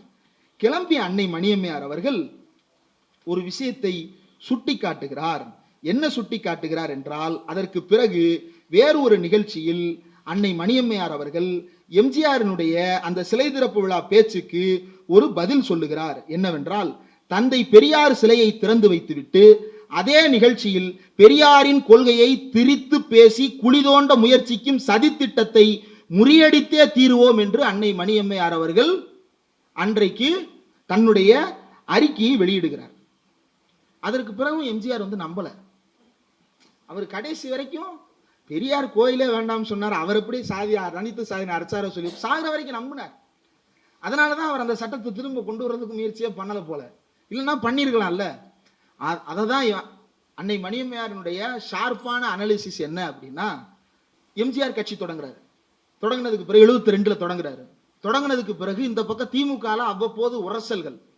பெரியார் இருக்கும் போதே என்னன்னு, நாவலர் ஒரு பக்கம் பிச்சுக்கிட்டு போறதுக்கு ரெடியா இருப்பாரு. அவரு கரெக்டா தான் முடிவு பண்ணிருக்கிறாரு. நம்ம ஐயா சும்மா இல்லாம நீங்க இருங்க அப்படின்னு சொல்லி நாவலரை பிடிச்சி இருக்க வச்சாரு. கடைசியில நாவலரு நீங்க இருக்க சொல்ற வரைக்கும் இருந்துட்டேன், அதுக்கப்புறம் நீங்களே போயிட்டீங்க, நானும் போயிடுறேன் அப்படின்னு சொல்லிட்டு எம்ஜிஆர்ட்ட போய் சேர்ந்துட்டாரு கடைசியில. அப்போ அதை ஏன் சொல்றேன்னா, நாவலர் அவர்கள் பிரிந்து போக வேண்டும் என்று மீண்டும் முயற்சி செய்கிறார். கட்சிக்குள்ள குழப்பம் உருவாகிறது. அப்ப அன்னை மணியம்மையார் அறிக்கை விடுகிறார். அந்த அறிக்கையும் ரொம்ப ரொம்ப முக்கியமானது. அப்படி அறிக்கை எழுதும் போது திமுகவை அழித்து ஒழிக்க வேண்டும் என்பதற்காகவே இந்திரா காந்தி கங்கணம் கட்டி கொண்டு திரிகிறார். அந்த இந்திரா சாயலில் இருக்கும் இந்த அதிமுகவும் அதே தான் செய்ய பார்க்கிறது என்று அன்னை மணியம்மையார் எச்சரித்தார். இந்திரா சாயலில், அதாவது அன்றைய பாசிச சாயல் என்பதை அன்னை மணியம்மையார் அப்படி சொல்லி இருக்கிறார். எம்ஜிஆருடைய ஆட்சியை கடுமையாக அன்னை மணியம்மையார் விமர்சித்திருக்கிறார். அதில் தான் ஒரு முக்கியமான குறிப்பு தான் அந்த கருப்பு கொடி ஆர்ப்பாட்டத்தில் நடந்த முக்கியமான நிகழ்வு. அந்த கருப்பு கொடி ஆர்ப்பாட்டத்தில் 3 பேர் கொல்லப்பட்டிருக்கிறார்கள். எனக்கு தெரிந்து தமிழ்நாட்டு வரலாற்றிலேயே ஒரு கருப்பு கொடி ஆர்ப்பாட்டத்தில் கொல்லப்பட்டது என்பது இதுதான் முதல் முறையா இருக்கும்னு நான் நினைக்கிறேன். கருப்பு கொடி ஆர்ப்பாட்டம் பண்ணதுக்கு திமுக ஆட்சிக்கு வந்ததற்கு பிறகு, அதுக்கு பிறகு என்னன்றது எனக்கு தெரியல, அப் டு கரெக்ஷன்ஸ். அதற்கு பிறகு அதுக்கு முன்னாடியே ஒரு சம்பவம் நடக்குது. எம்ஜிஆர் ஆட்சிக்கு வர்றதுக்கு முன்னாடியே என்ன சம்பவம்? மணியம்மையார் எப்படி எம்ஜிஆரை ஷார்ப்பா அண்டர்ஸ்டாண்ட் பண்ணாங்க? எம்ஜிஆர் இந்திரா காந்தியினுடைய ஏவலாளாக இங்கு செயல்பட்டு கொண்டிருக்கிறார் என்பதை மணியம்மையார் எப்படி கண்டுபிடிக்கிறாங்க அப்படின்றதுக்கு ஒரு சம்பவம் இருக்கு. எமர்ஜென்சி ஆட்சி நமக்கு எல்லோருக்கும் நன்றாக தெரியும். அந்த எமர்ஜென்சி காலகட்டத்தில் பிரம்மானந்த ரெட்டி அப்போதைய உள்துறை அமைச்சராக இருந்தவர், அவர் சென்னைக்கு வருகிறார். வந்தபோது அன்னை மணியம்மையாரை சந்திக்கவும் நேரம் கிடைக்குது. அப்போ அன்னை மணியம்மையாரை கூட்டிட்டு போறாங்க. பிரம்மானந்த ரெட்டி வர்றாரு, அவரை பாருங்க. எதுக்கு பார்க்கணும்? திராவிடர் கழக தோழர்கள் உள்ள சிறையில் அடைபட்டு இருக்கிறாங்க. நாம இந்திரா காந்தியினுடைய ஒடுக்குமுறைக்கு எதிரானவர்கள் தான். ஆனா அந்த 20 அம்ச திட்டத்தில் இருக்கக்கூடிய நல்ல விஷயங்களை ஆதரிக்கிறது நாம தான். மன்னர் மானியம் ஒழிப்பு என்றால் அதை ஆதரித்தது திராவிடர் கழகம் தான். அப்ப நல்ல விஷயங்களை ஆதரித்து கொண்டுதானே இருக்கிறோம். இந்த எமர்ஜென்சி காலத்தில் சம்பந்தம் இல்லாமல் இவ்வளவு தோழர்களை கைது செய்து வைத்திருக்க தேவையில்லை என்பதற்காக பிரம்மானந்த ரெட்டி வர்றார், போய் பார்ப்போம் அப்படின்னு சொல்லிட்டு பிரம்மானந்த ரெட்டியை பார்க்கறாங்க. திராவிடர் கழக தோழர்களை சம்பந்தம் இல்லாமல், முகாந்திரம் இல்லாமல், புகார் இல்லாமல் அடைத்து சிறையில் வைத்திருக்கிறீர்கள், அவர்களை விடுதலை செய்ய வேண்டும். அப்படியாங்கம்மா, ஆனா அது ரொம்ப சிரமமாச்சே. ஏங்க சிரமம்? இல்ல, நீங்க ஒரு விஷயம் செய்ய வேண்டியது இருக்குமே. என்ன செய்ய வேண்டியது இருக்கும்? நீங்க ஒரு கடிதம் கொடுங்க. என்ன கடிதம் கொடுக்கணும்? மணி அம்மையார் பாக்குறாங்க. ஒரு கடிதம் கொடுக்கணும். என்ன கடிதம் கொடுக்கணும்? திமுக அரசுக்கு கொடுத்து வந்த ஆதரவை இனிமேல் கொடுக்க மாட்டேன்னு நீங்க ஒரு அறிக்கை கொடுத்தா போதும். இனிமேல் திராவிடர் கழகத்திற்கு எந்த பிரச்சனையும் வராது, நீங்க இஷ்டத்துக்கு நடக்கலாம் அப்படின்னு பிரம்மானந்த ரெட்டி சொல்ல, போய் வேலையை பாடுறான்னு எந்திரிச்சு போனவங்க அன்னை மணியம்மையார். எமர்ஜென்சியினுடைய கொடுமைகள் சாதாரணமானது அல்ல. அன்றைக்கு திராவிடர் கழகத்தினுடைய பொதுச் செயலாளராக இருந்த ஆசிரியர் சிறையில், இன்றைய முதலமைச்சர் ஸ்டாலின் அவர்களோடு சிறையில் அடைக்கப்பட்டு கொடூரமாக சித்திரவதை செய்யப்பட்டிருக்கிறார்கள். பூச்சுக்கால்களால் எப்படி மிதித்தே கொலை செய்தார்களோ, ராமசாமி, வெள்ளைச்சாமி உள்ளிட்ட தோழர்களை எப்படி திருச்சி சிறையில் கொலை செய்தார்களோ, நடராசனையும் தாளமுத்துவும் எப்படி கொலை செய்யப்பட்டார்களோ, அதே போல கொலை செய்வதற்கான முயற்சிகள் நடந்த போது அதையெல்லாம் சகித்துக் கொண்டு அவர்கள் சிறையில் இருப்பார்கள். ஆனால் இந்த திமுக அரசுக்கு கொடுக்கின்ற ஆதரவை நான் திரும்ப பெற மாட்டேன் என்று உறுதியாக அன்னை மணியம்மையார் சொன்னதற்கான காரணத்தை பிற்பாடு விளக்குகிறார். என்னவென்றால், இன்றைய திமுக அரசு, அதாவது அன்றைக்கு கலைஞருடைய அரசு என்பது எப்படிப்பட்ட அரசாக இருக்கிறது என்பதை அன்னை மணியம்மையார் சொல்லுகிறார். மிகுந்த பணக்காரர்கள், மிகுந்த செல்வம் படைத்தவர்கள், மிகுந்த ஆதிக்கம் நிறைந்தவர்கள் எல்லாரையும் பகைத்து கொண்டு அவர்களுடைய பழிப்புக்கும் அவர்களுடைய இகழ்வுக்கும் ஆளாகி கொண்டு நாலாஞ்சாதி மக்களாக இருக்கக்கூடிய இந்த சூத்திர மக்களுடைய நலனுக்காகவே இந்த திமுக அரசும் கலைஞர் அரசும் பாடுபட்டு வருகிறது. இந்த அரசு இருக்கும் வரை இதனை ஆதரித்தே தீர்வது என்பது தந்தை பெரியார் நமக்கு விதித்த கடமை. அந்த கடமையை நாம் மீற மாட்டோம். சில முட்டாள்கள் சொல்லுகிறார்கள், பெரியார் கடைசி வரை திமுக விமர்சித்துக் கொண்டிருந்தார் என்று. பெரியார் திமுகவை விமர்சித்தார், ஆனால் திமுகவை எப்போதும் காப்பாற்ற வேண்டும், திமுகவை அழித்துவிடக் கூடாது என்பது அவருடைய நோக்கமாக இருந்தது. அதனால்தான் அண்ணா இறந்த போது கூட பெரியார் ஒரு முக்கியமான மேற்கோளை காட்டுகிறார். என்ன? புத்தம் சரணம் கச்சாமி, சங்கம் சரணம் கச்சாமி, தம்மம் சரணம் கச்சாமி அப்படின்னு புத்த மதத்தில் இருக்கக்கூடிய வரிகளை மேற்கோள் காட்டுகிறார். என்ன? முதலில் உன்னுடைய தலைவனை ஒப்புக்கொள், அடுத்து உன்னுடைய கட்சியை ஒப்புக்கொள், அதற்கு பிறகு அந்த கட்சியும் தலைமையும் சொல்லுகின்ற உன்னுடைய கடமையை ஏற்றுக்கொள் என்பதுதான். அப்படிப்பட்ட வழிகாட்டுதலை கலைஞர் அவர்கள் தான் இந்த கட்சிக்கு தர முடியும் என்று அண்ணா இறந்த போதே மிக தெளிவாக கைகாட்டியவர் பேரறிஞர், அண்ணா மறைந்த போதே கைகாட்டியவர் தந்தை பெரியார் அவர்கள். அதை மட்டும் தான் செய்தாரா என்றால், அண்ணா இருந்த போதே கலைஞருக்கு சிலை வைக்க வேண்டும் என்று தீர்மானம் போட்டவர் தந்தை பெரியார். அது ஒரு ஸ்டோரி இருக்கு. என்னன்னா, இன்னைக்கு நீங்க பார்க்கலாம், ஓமந்தூரார் அரசு மருத்துவமனைக்கு வெளியே பெரியார் உட்கார்ந்த நிலையில் இருக்கின்ற ஒரு சிலை ஒன்று இருக்கும். அந்த சிலைக்கு பின்னால் ஒரு பெரிய வரலாறு இருக்கிறது. என்ன வரலாறு என்றால், தந்தை பெரியாரை மிக கடுமையாக விமர்சித்து வந்த அன்றைய இதழ்களில் முக்கியமானது தி இந்து. அந்த தி இந்து மவுண்ட் ரோடு மகாவிஷ்ணு என்று அவர்களுக்கு பெயர், நம் தோழர்கள் எல்லோருக்கும் தெரியும். அந்த தி இந்து பத்திரிகைக்கு முன்னாலேயே பெரியார் நின்றுகிட்டு இருக்க கூடாது, அங்க பெரியார் உட்கார்ந்து இருக்கணும் அப்படின்னு பெரியார் உட்கார்ந்த நிலையில் சிலை வைக்க அந்த சிலையை கலைஞர் அவர்கள் திறந்து வைக்கிறார். அந்த திறந்து வைக்கப்பட்ட சிலை யாருடைய தலைமையில் திறந்து வைக்கப்பட்டது என்றால், அன்னை மணியம்மையாருடைய தலைமையில் திறந்து வைக்கப்பட்டது. மணியம்மையார் அந்த மேடையிலேயே சொல்லுகிறார், கலைஞர் தன்னுடைய கடமையை செய்து விட்டார், மவுண்ட் ரோடு மகாவிஷ்ணுக்களுக்கு மண்டையில் உரைக்கும்படி ஒரு செய்தியை சொல்லிவிட்டார், நாமும் நம்முடைய கடமையை செய்ய வேண்டும் என்று அந்த மேடையிலேயே சொன்னார். என்ன அந்த கடமை என்றால், பெரியார் சொன்னபடி கலைஞருக்கு சிலை வைப்பது. அப்ப பல பேர் சொல்லியிருக்கிறாங்க, கலைஞர் முதலமைச்சரா இருக்கிறார், அவர்கிட்ட போய் பெர்மிஷன் கேட்டுருவோம். எதுக்கு பெர்மிஷன் கேட்கணும்? எதுக்கு கேட்கணும்? அவருக்கு சிலை வைக்கணும்ன்றது அவர் சொல்லி நாம செய்யல, வேற யாரோ சொல்லி நாம செய்யல. பெரியார் சாகும் தருவாய் வரைக்கும் சொல்லிக்கொண்டே இருந்தது கலைஞருக்கு சிலை வைக்க வேண்டும் என்று. அவர் உத்தரவு கொடுத்ததற்கு பிறகு யாரும் அனுமதி தருவதற்கு தேவையில்லை, வேண்டுமானால் கேட்டுக்கொள்ளுங்கள், ஆனால் சிலை வைப்பது உறுதி என்று அன்னை மணியம்மையார் கலைஞருக்கு சிலை வைக்கிறார். இன்றைக்கு இந்த ஸ்பென்சர் பிளாசா இருக்கிற பகுதியில தான் அன்றைக்கு கலைஞருடைய சிலை இருந்தது. பழைய வாகை சந்திரசேகருடைய பாடல் ஒன்று இருக்கிறது. அந்த பாடல்ல பாத்தீங்க அப்படின்னா அந்த சிலையை நீங்கள் பார்க்கலாம். அதற்கு பிறகு எம்ஜிஆருடைய இறுதி ஊர்வலத்தின் போது கலைஞருடைய சிலையில் ஒரு சிறுவன் கம்பை எடுத்து உடைப்பது போன்ற ஒரு புகைப்படம் தான், அதுதான் அந்த சிலை கடைசியாக எடுக்கப்பட்ட புகைப்படம். அதற்கு பிறகு கலைஞர் மறைந்ததற்கு பிறகுதான் சிலைகள் கலைஞருக்கு வைக்கப்பட்டது. ஆனால் கலைஞர் வாழும் போதே கலைஞருக்கான சிலை வைக்கப்பட்டதற்கு ஒரு முக்கியமான காரணமாக அவர்கள் சொன்னது, சட்டப்பேரவையில் அன்றைக்கு ஹெச்வி கண்டேன்னு ஒருத்தர் இருந்தார். அவர் சுதந்திர கட்சியில் இருந்தாரு, பிறகு எம்ஜிஆரோட இருந்தாரு, அப்புறம் கலைஞரோடு இருந்தாரு, அதுக்கப்புறம் தாய் கழகமான பாஜகலே போய் சேர்ந்துட்டாரு. இப்ப மறுபடியும் எங்க இருக்கிறாரு? பாஜக தான் இருக்கிறாரு நினைக்கிறேன். பாஜக தான் இருக்கிறாரு. அவர் சட்டப்பேரவையில இது நாளாந்தர ஆட்சி அப்படின்னு சொல்லிட்டு கடுமையாக விமர்சிக்கிறார். அப்போ கலைஞர் அமைதியா இருக்கிறார். சட்டப்பேரவை உறுப்பினர்கள் எந்திரிச்சு நாளாந்தர ஆட்சி என்ற மோசமான வார்த்தையை HV கண்டே பயன்படுத்தி விட்டார், பேரவை குறிப்பில் இருந்து அதை நீக்க வேண்டும் அப்படின்னு தீர்மானம் கொண்டு வர்றாங்க. கலைஞர் அவை முன்னவராக எழுந்து என்ன சொன்னார் தெரியுமா? அந்த வார்த்தையை நீக்க கூடாது. அவர் சொன்ன நாளாந்தர பாசிச ஆட்சி என்கின்ற வார்த்தை அனைத்தும் அப்படியே இருக்க வேண்டும் என்று கலைஞர் சொன்னார். சொன்னதற்கு பிறகு விவாதங்கள் முடிகின்ற தருவாயில் அந்த சொன்னதற்கு விளக்கம் கொடுப்பதற்கு கலைஞர் எழுந்தார். அப்போது கலைஞர் சொன்னதுதான் ரொம்ப ரொம்ப முக்கியமான தமிழ்நாட்டினுடைய வரலாறு 1967 எப்படி திருத்தி எழுதப்பட்டது என்பதை வெளிப்படுத்துகின்ற தருணம் கலைஞர் அன்றைக்கு சொன்ன வசனம் தான். HV கண்டே சொன்னது போல இது நாளாந்தர அரசு தான்.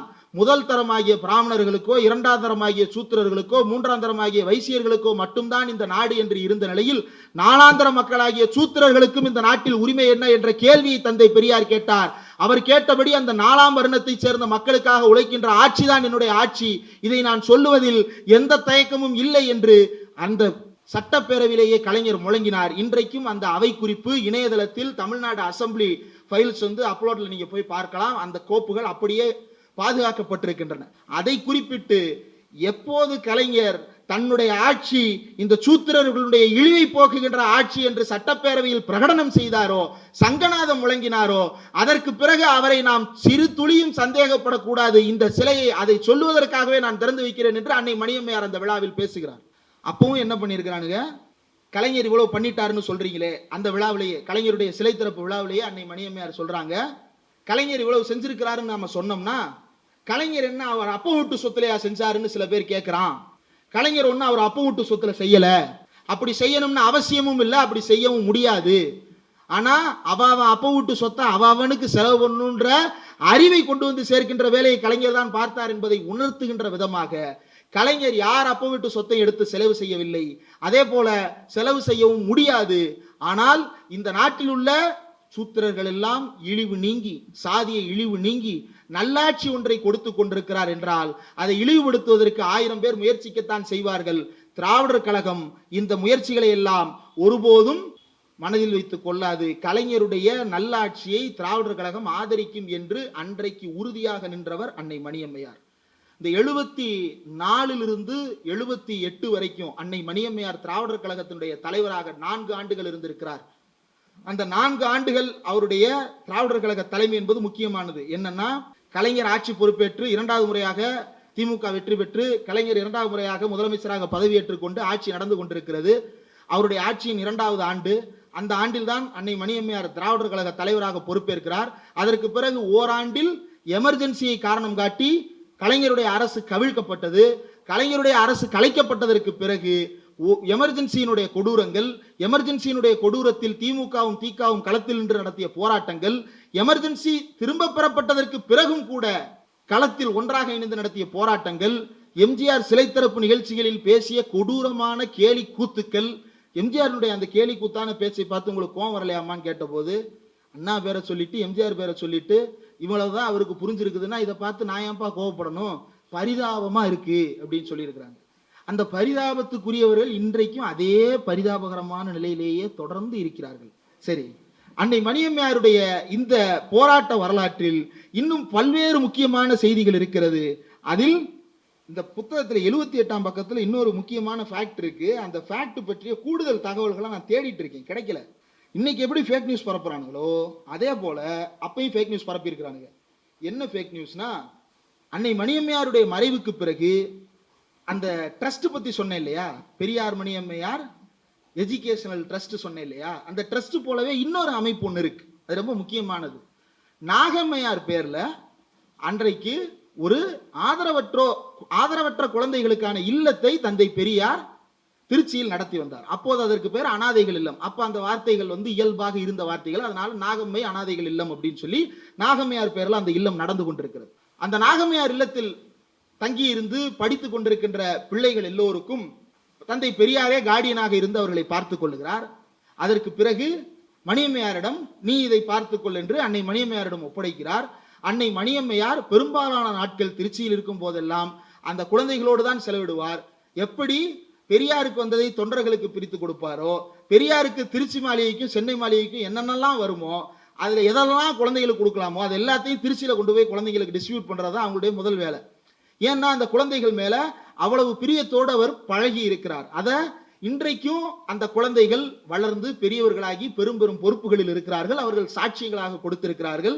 அவர்களுடைய சாட்சியங்களும் புத்தகத்தில் ஒரு இடத்தில் இருக்கிறது. இன்றைக்கும் அவர்கள் வாழ்ந்து கொண்டிருக்கிறார்கள். அந்த இல்லத்தில் வசிக்கின்ற பிள்ளைகளுக்காக அன்னை மணியம்மையார் ஒரு முயற்சி செய்கிறார். என்ன, அவங்க வெளியே போய் படிக்கிறாங்க. அவங்களுக்கு சமூக சூழல் அவங்களை ஏற்றுக்கொள்ளும்படிக்கு இருக்கிறதா என்றால் அவர்கள் நிறைய விசித்திரமான பார்வைக்கு ஆளாக்கப்படுவார்கள் என்பதற்காக அவங்களுக்கு முதல்ல பேருக்கு முன்னாடி இனிஷியல் என்னன்னு கேட்பானே, என்ன இனிஷியல், ஈவேரா மணியம்மைன்னு இனிஷியல் போடு, ஈவி ஆரம். அந்த பள்ளியில் படித்த அத்தனை பிள்ளைகளுக்கும் இனிஷியல் ஈவே ராமா அப்படின்றது தான் அவங்களுடைய இனிஷியல் போட்டது மட்டுமல்ல, அவர்கள் படிப்பதற்கு தொடக்க பள்ளியையும் நடுநிலை பள்ளியையும் ட்ரஸ்டின் மூலமாகவே அங்கு வைத்து நடத்தி இருக்கிறார்கள். நடத்தும் போது அவங்க படிச்சு முடிச்சதுக்கு அப்புறம் அவங்க பாதுகாப்புக்கு ஏதாவது வேணுமே, எதிர்கால பாதுகாப்புக்கு ஏதாவது வேணுமேன்றதுக்காக அந்த பிள்ளைகளின் எதிர்காலம் கருதி அவர்கள் திருமணம் செய்து கொண்டால் அதற்கு பிறகு சில காலத்திற்கு பிறகு ஒரு 5000 ரூபாய் என்ன பண்ணிருக்கிறாங்கன்னா டெபாசிட் பண்ணி வச்சிருக்கிறாங்க அவங்க பேர்ல.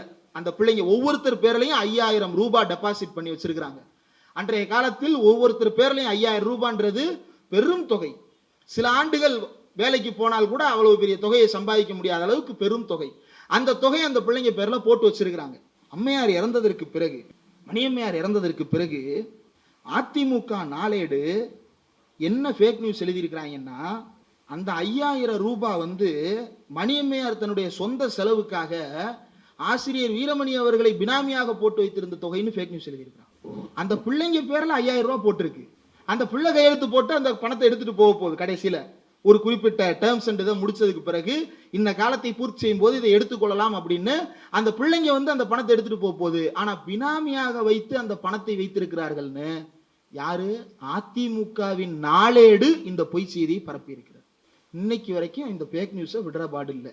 அறிவாலயத்தை எடுத்துட்டு பஞ்சம் நிலம் எழுதுறது, இவங்களுக்கு ஊர்ல இருக்கிற எல்லா சொத்து, இவன் ஊரெல்லாம் ஆட்டையை போட்டுட்டு ஊர்ல யார் யாரெல்லாம் சொத்து வச்சிருக்கிறாங்களோ பூராமே ஆட்டையை போட்டதாவே அவன் கண்ணுக்கு தெரியுது. நம்ம அவசரமா ஒரு இடத்துக்கு போவோம், சுத்தி எல்லாரையும் பாருங்களேன், அவனும் வேகமா போற மாதிரியே இருக்கும். நம்ம போற இடத்துக்கு தான் இவனும் போறான் போல. நம்ம ஒரு கல்யாணத்துக்கு போவோம், நம்ம கல்யாணத்துக்கு தான் வர்றான் போல. இன்னும் பல இடங்களுக்கு இவங்க எல்லாம் கிளம்பி போகும்போது பூரா தாண்டா போறாங்க, வேகமா போடான்னு பூரா விரட்டுவான். அந்த மாதிரி அந்த குற்ற மனநிலையிலேயே இருந்து யோசித்து எதை பார்த்தாலும் திருட்டு சொத்து மாதிரியே இவர்களுடைய புத்திக்கு தெரிந்திருக்கிறது என்றால் எவ்வளவு பெரிய மோசமான மனநிலை கொண்டவர்களாக அவர்கள் இருந்திருக்கிறார்கள் என்பதுதான் ரொம்ப முக்கியமானது. அதுல பக்கம் 80 இன்னொரு உருக்கமான நிகழ்ச்சி குறிப்பிடப்பட்டிருக்கு. என்னன்னா, அந்த பள்ளிக்கூடத்துல அந்த ஆதரவற்றோர் இல்லத்தில் இருந்த ஒரு சின்ன குழந்தை காணாம போயிடுறாப்புல.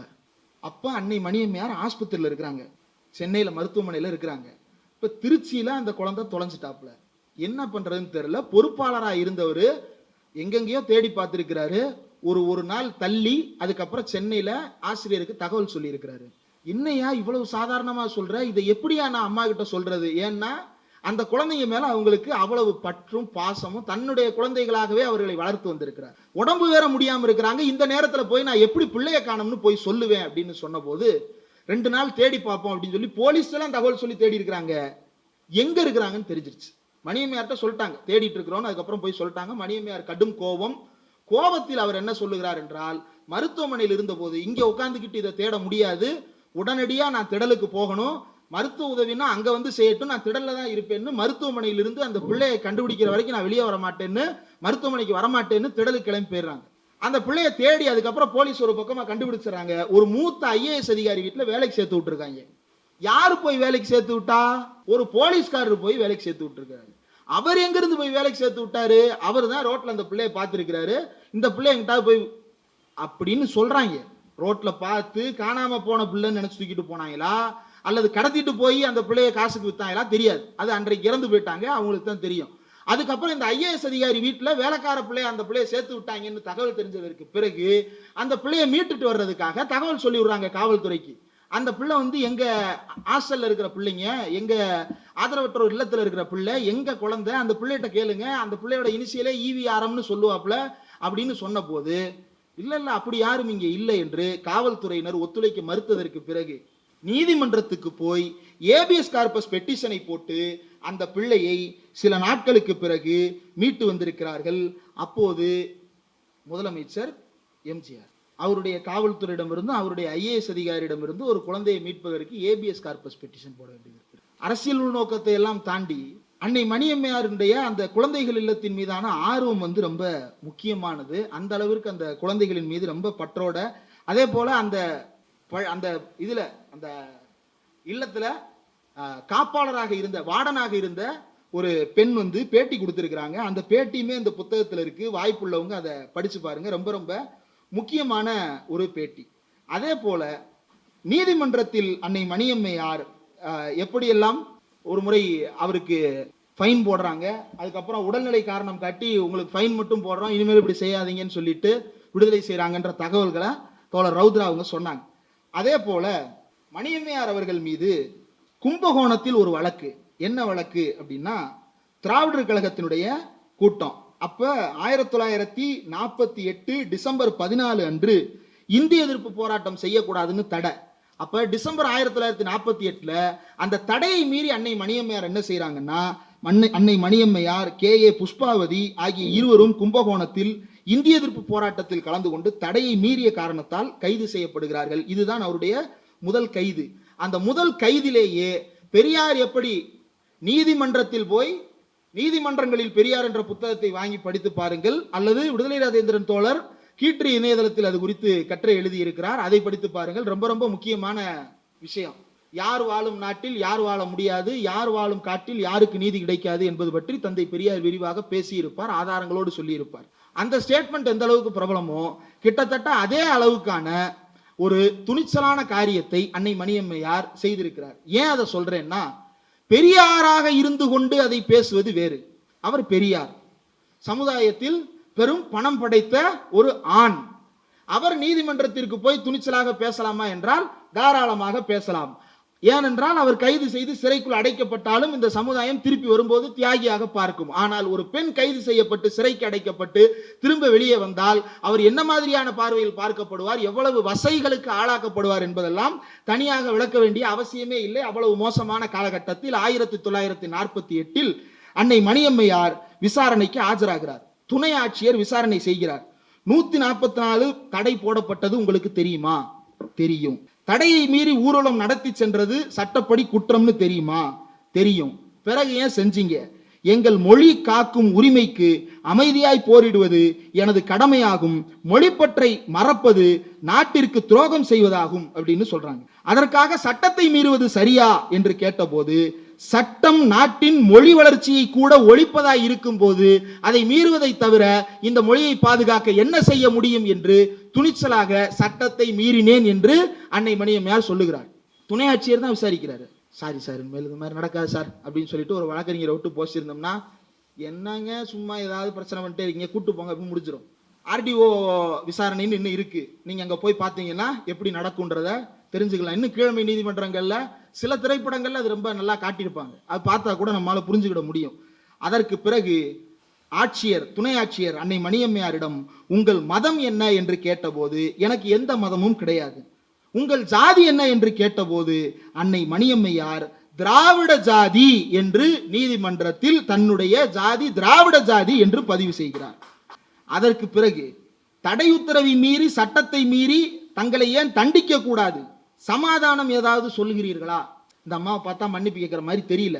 ஒருவேளை மன்னிப்பு கேட்க தெரியாது போல. நம்ம சொன்னோம்னா கேட்பாங்க. ஆட்சியர் தயார குணம் படைத்தவர், பெண்ணை தண்டிக்க மனம் இல்லாமல், நான் உங்களுக்கு சமாதானம் கொடுக்கிறேன், நீங்க சமாதானமா போறீங்களா அப்படின்னு கேட்டபோது, நான் சமாதானம் சொல்லுவதற்காக இங்கு வரவில்லை, சர்க்கார் சட்டத்தை நிறைவேற்றி இருக்கும் தாங்கள் என்ன தண்டனை விதித்தாலும் ஏற்க சித்தமாய் இருக்கிறேன், தாராளமாய் செய்யுங்கள், என்னுடைய கடமையை நான் செய்து முடித்து விட்டேன், என் மொழிக்காக எத்தனை தடை வந்தாலும் நான் தொடர்ந்து போராடுவேன் என்று அன்றைக்கு துணை ஆட்சியரிடம் சாட்சியம் சொல்லிவிட்டு 2 மாதங்கள் சிறையில் இருந்து தண்டனை அனுபவித்ததற்கு பிறகுதான் வேலூர் சிறையில் இருந்து அன்னை மணியம்மையார் விடுதலையாகிறார். ஏன் இதை சுட்டிக்காட்ட வேண்டி இருக்கிறது என்றால், அந்த துணிவு ரொம்ப ரொம்ப முக்கியமானது. எந்த துணிவு, எப்ப துணிவு? 1948 அவர் திராவிடர் கழகத்துக்கு தலைவரானது 1974. கிட்டத்தட்ட 24 ஆண்டுகளுக்கு முன்பாகவே, திராவிடர் கழக தலைவராக ஆவதற்கு 24 ஆண்டுகளுக்கு முன்பாகவே தந்தை பெரியார் நீதிமன்றத்துக்கு போய் என்ன செய்வாரோ அதே வேலையை அன்னை மணியம்மையாரும் செய்யும் அளவிற்கு துணிச்சல் மிகுந்தவராக இருந்திருக்கிறார். அதை பற்றி கேட்டபோதுதான் அன்னை மணியம்மையார் சொல்லி இருக்கிறார், நான் ஒரு ஜாதி ஒழிப்பு கிளர்ச்சிக்காரி என்பதுதான் அவர் தன்னை பற்றி அவர் இன்னைக்கு மணியம்மையார் ஒரு இன்ஸ்டா அக்கௌண்ட் வச்சிருந்தாங்கன்னா அவங்களுடைய பயோ நான் ஒரு சாதி ஒழிப்பு கிளர்ச்சிக்காரி அப்படின்றது அவங்களுடைய பயோவா இருந்திருக்கும். ஏன்னா அன்றைக்கு சாதி ஒழிக்க வந்தவள் நான் என்று சொல்லுவது அவ்வளவு துணிச்சலான காரியம் அல்ல. பலரும் சொல்லுகிறார்கள் வளர்ப்பு மகள் திருமணம் என்று. அந்த விஷயத்துல இன்னொரு பகுதியையும் குறிப்பிட வேண்டியது இருக்கிறது. முதல்ல அந்த திருமண ஏற்பாட்டிற்கு அவருடைய மணியம்மையாருடைய குடும்பத்தினர் முழு மனதோட அவங்களுக்கு ஏற்பு இல்லை. மணியம்மையார் மேஜர், அவங்க என்ன முடிவுனாலும் எடுக்கலாம். ஆனா அவங்க குடும்பத்தாருக்கு முழு மன ஏற்பு இல்லை. அந்த ஏற்பு இல்லாத நிலையில் இருக்கிறாங்க. அதற்கு பிறகு அன்னை மணியம்மையார், குடும்பம் ஏற்காவிட்டாலும் என் முடிவு இது, இந்த முடிவை நான் ஏற்றுக்கொள்ளுகிறேன், இது என்ன மாதிரியான ஏற்பாடு என்பது எனக்கு தெரியும் என்று அன்னை மணியம்மையார் அந்த ஏற்பாட்டை செய்து கொள்ளுகிறார். இது வேற. ஆனா அவர் இளம் வயதில் இருக்கும் போது திருமணம் செய்து கொள் என்று வீட்டில் இருந்தவர்கள் தொடர்ந்து தொந்தரவு செய்த போதும் அவர் ஒருபோதும் வீட்டில் சொல்லுகிறீர்கள் என்பதற்காக என்னால் திருமணம் செய்து கொள்ள முடியாது, அது என்னுடைய விருப்ப தேர்வு என்று துணிச்சலாக சொன்னவர் அன்னை மணியம்மையார். ஏன் அதை சொல்லுகிறேன் என்றால், அவர் இளம் வயதிலேயே 12, 13 வயதிலேயே கூட தெளிவான சிந்தனை கொண்டவராக, தந்தை பெரியாரினுடைய கருத்துக்களை உள்வாங்கி கொண்டவராக, என்னுடைய திருமணம் என்பது என்னுடைய முடிவு சார்ந்தது என்கின்ற சிந்தனை கொண்டவராக இருந்திருக்கிறார் என்பதுதான் மிக முக்கியமான செய்தி. அதற்கு பிறகுதான் அன்னை மணியம்மையார் பெரியாருடைய திருமண ஏற்பாட்டை ஏற்றுக்கொண்டதும், அன்னை மணியம்மையார் ஏற்றுக்கொண்டதும், முக்கியமாக இந்த விவகாரத்தில் தந்தை பெரியார் ஒரு விஷயத்தை சொல்லுகிறார். இதுல பத்திரங்கள் பதியும் போதோ அல்லது இந்த ஏற்பாடு செய்யும் போதோ நமக்கு ஒவ்வாத வார்த்தைகளை கூட பயன்படுத்த நேரிடும், அதையெல்லாம் மனதில் கொண்டும் தான் நான் இதை செய்கிறேன் என்று தந்தை பெரியார், நீ என்னென்னலாம் திட்டுவேன்னு எனக்கு தெரியும், பத்திரம் பதியும் போது என்னென்னலாம் எழுதுவாங்கன்னு எனக்கு தெரியும், ஆனா இந்த சொத்தை நாம் பாதுகாக்க வேண்டியது எந்த அளவுக்கு முக்கியம் என்று தந்தை பெரியார் கருதினாரோ அதில் எந்த தவறும் இல்லை என்பதைத்தான் அன்னை மணியம்மையார் தலைவராக இருந்து நிரூபித்து காட்டினார். பெரியார் என்ன நோக்கத்திற்காக செய்தாரோ அதே நோக்கத்திற்காக தான் சாகும் வரையில் அந்த திராவிடர் கழகத்தை கட்டி காப்பாற்றி இருக்கிறார் அன்னை மணியம்மையார். இது ரொம்ப முக்கியமானது. அதே போல பிராமணால் கஃபே அழிப்பு போராட்டம், அந்த பிராமணால் கஃபே அழிப்பு போராட்டத்துல தான் அன்னை மணியம்மையார் தன்னுடைய முக்கியமான அந்த பயோ ஸ்டேட்மெண்ட் ரெக்கார்ட் பண்றாங்க. என்னன்னா, முரளிஸ் கஃபே, பிராமணால் கஃபே அப்படின்னு எழுதி இருக்கிறாங்க. அது பிராமணால் கஃபே எதிர்ப்பு போராட்டம்னா எல்லாம் என்ன நினைச்சிடறானுங்க, இந்த ஏதோ ஒரு படத்துல சத்யராஜும் கவுண்டமணியும் சேர்ந்து போய் வடகரி சாப்பிடுவானுங்க, சாப்பிட்டதுக்கு பிறகு அந்த கடையவே அடிச்சு சூறையாடிட்டு பிராமணால் கஃபே போராட்டம்னா இந்த மாதிரி போய் கடையை அடிச்சு உடைக்கிறது போல அப்படின்னு நினைச்சிட்டு இருக்கிறானுங்க. அது கொஞ்சம் இந்த டார்ச்சர் கிடையாது, கொடூரமான சித்திரவதை பெரியார் பண்ணது, அந்த கடைக்காரங்களுக்கு பண்ணது. கடை வாசல்ல போய் நின்றுக்கிட்டு ஒரு 30 பேர் 40 பேர் ஒன்னா நின்னாங்கன்னா போலீஸ் சொல்லி அள்ளிட்டு போக சொல்லிடலாம், உடனே முடிவுக்கு வந்துடும். 4 பேர் தான் டெய்லி 4 பேர், ஃபுல் டேலாம் கிடையாது. ஃபுல் டே நான் ஏன் கால் கெடுக்க நிக்கணும், நீ ஒரு சாதிய வெறி பிடிச்சவனா இருக்கின்றதுக்காக நான் ஏன்டா நிக்கணும்.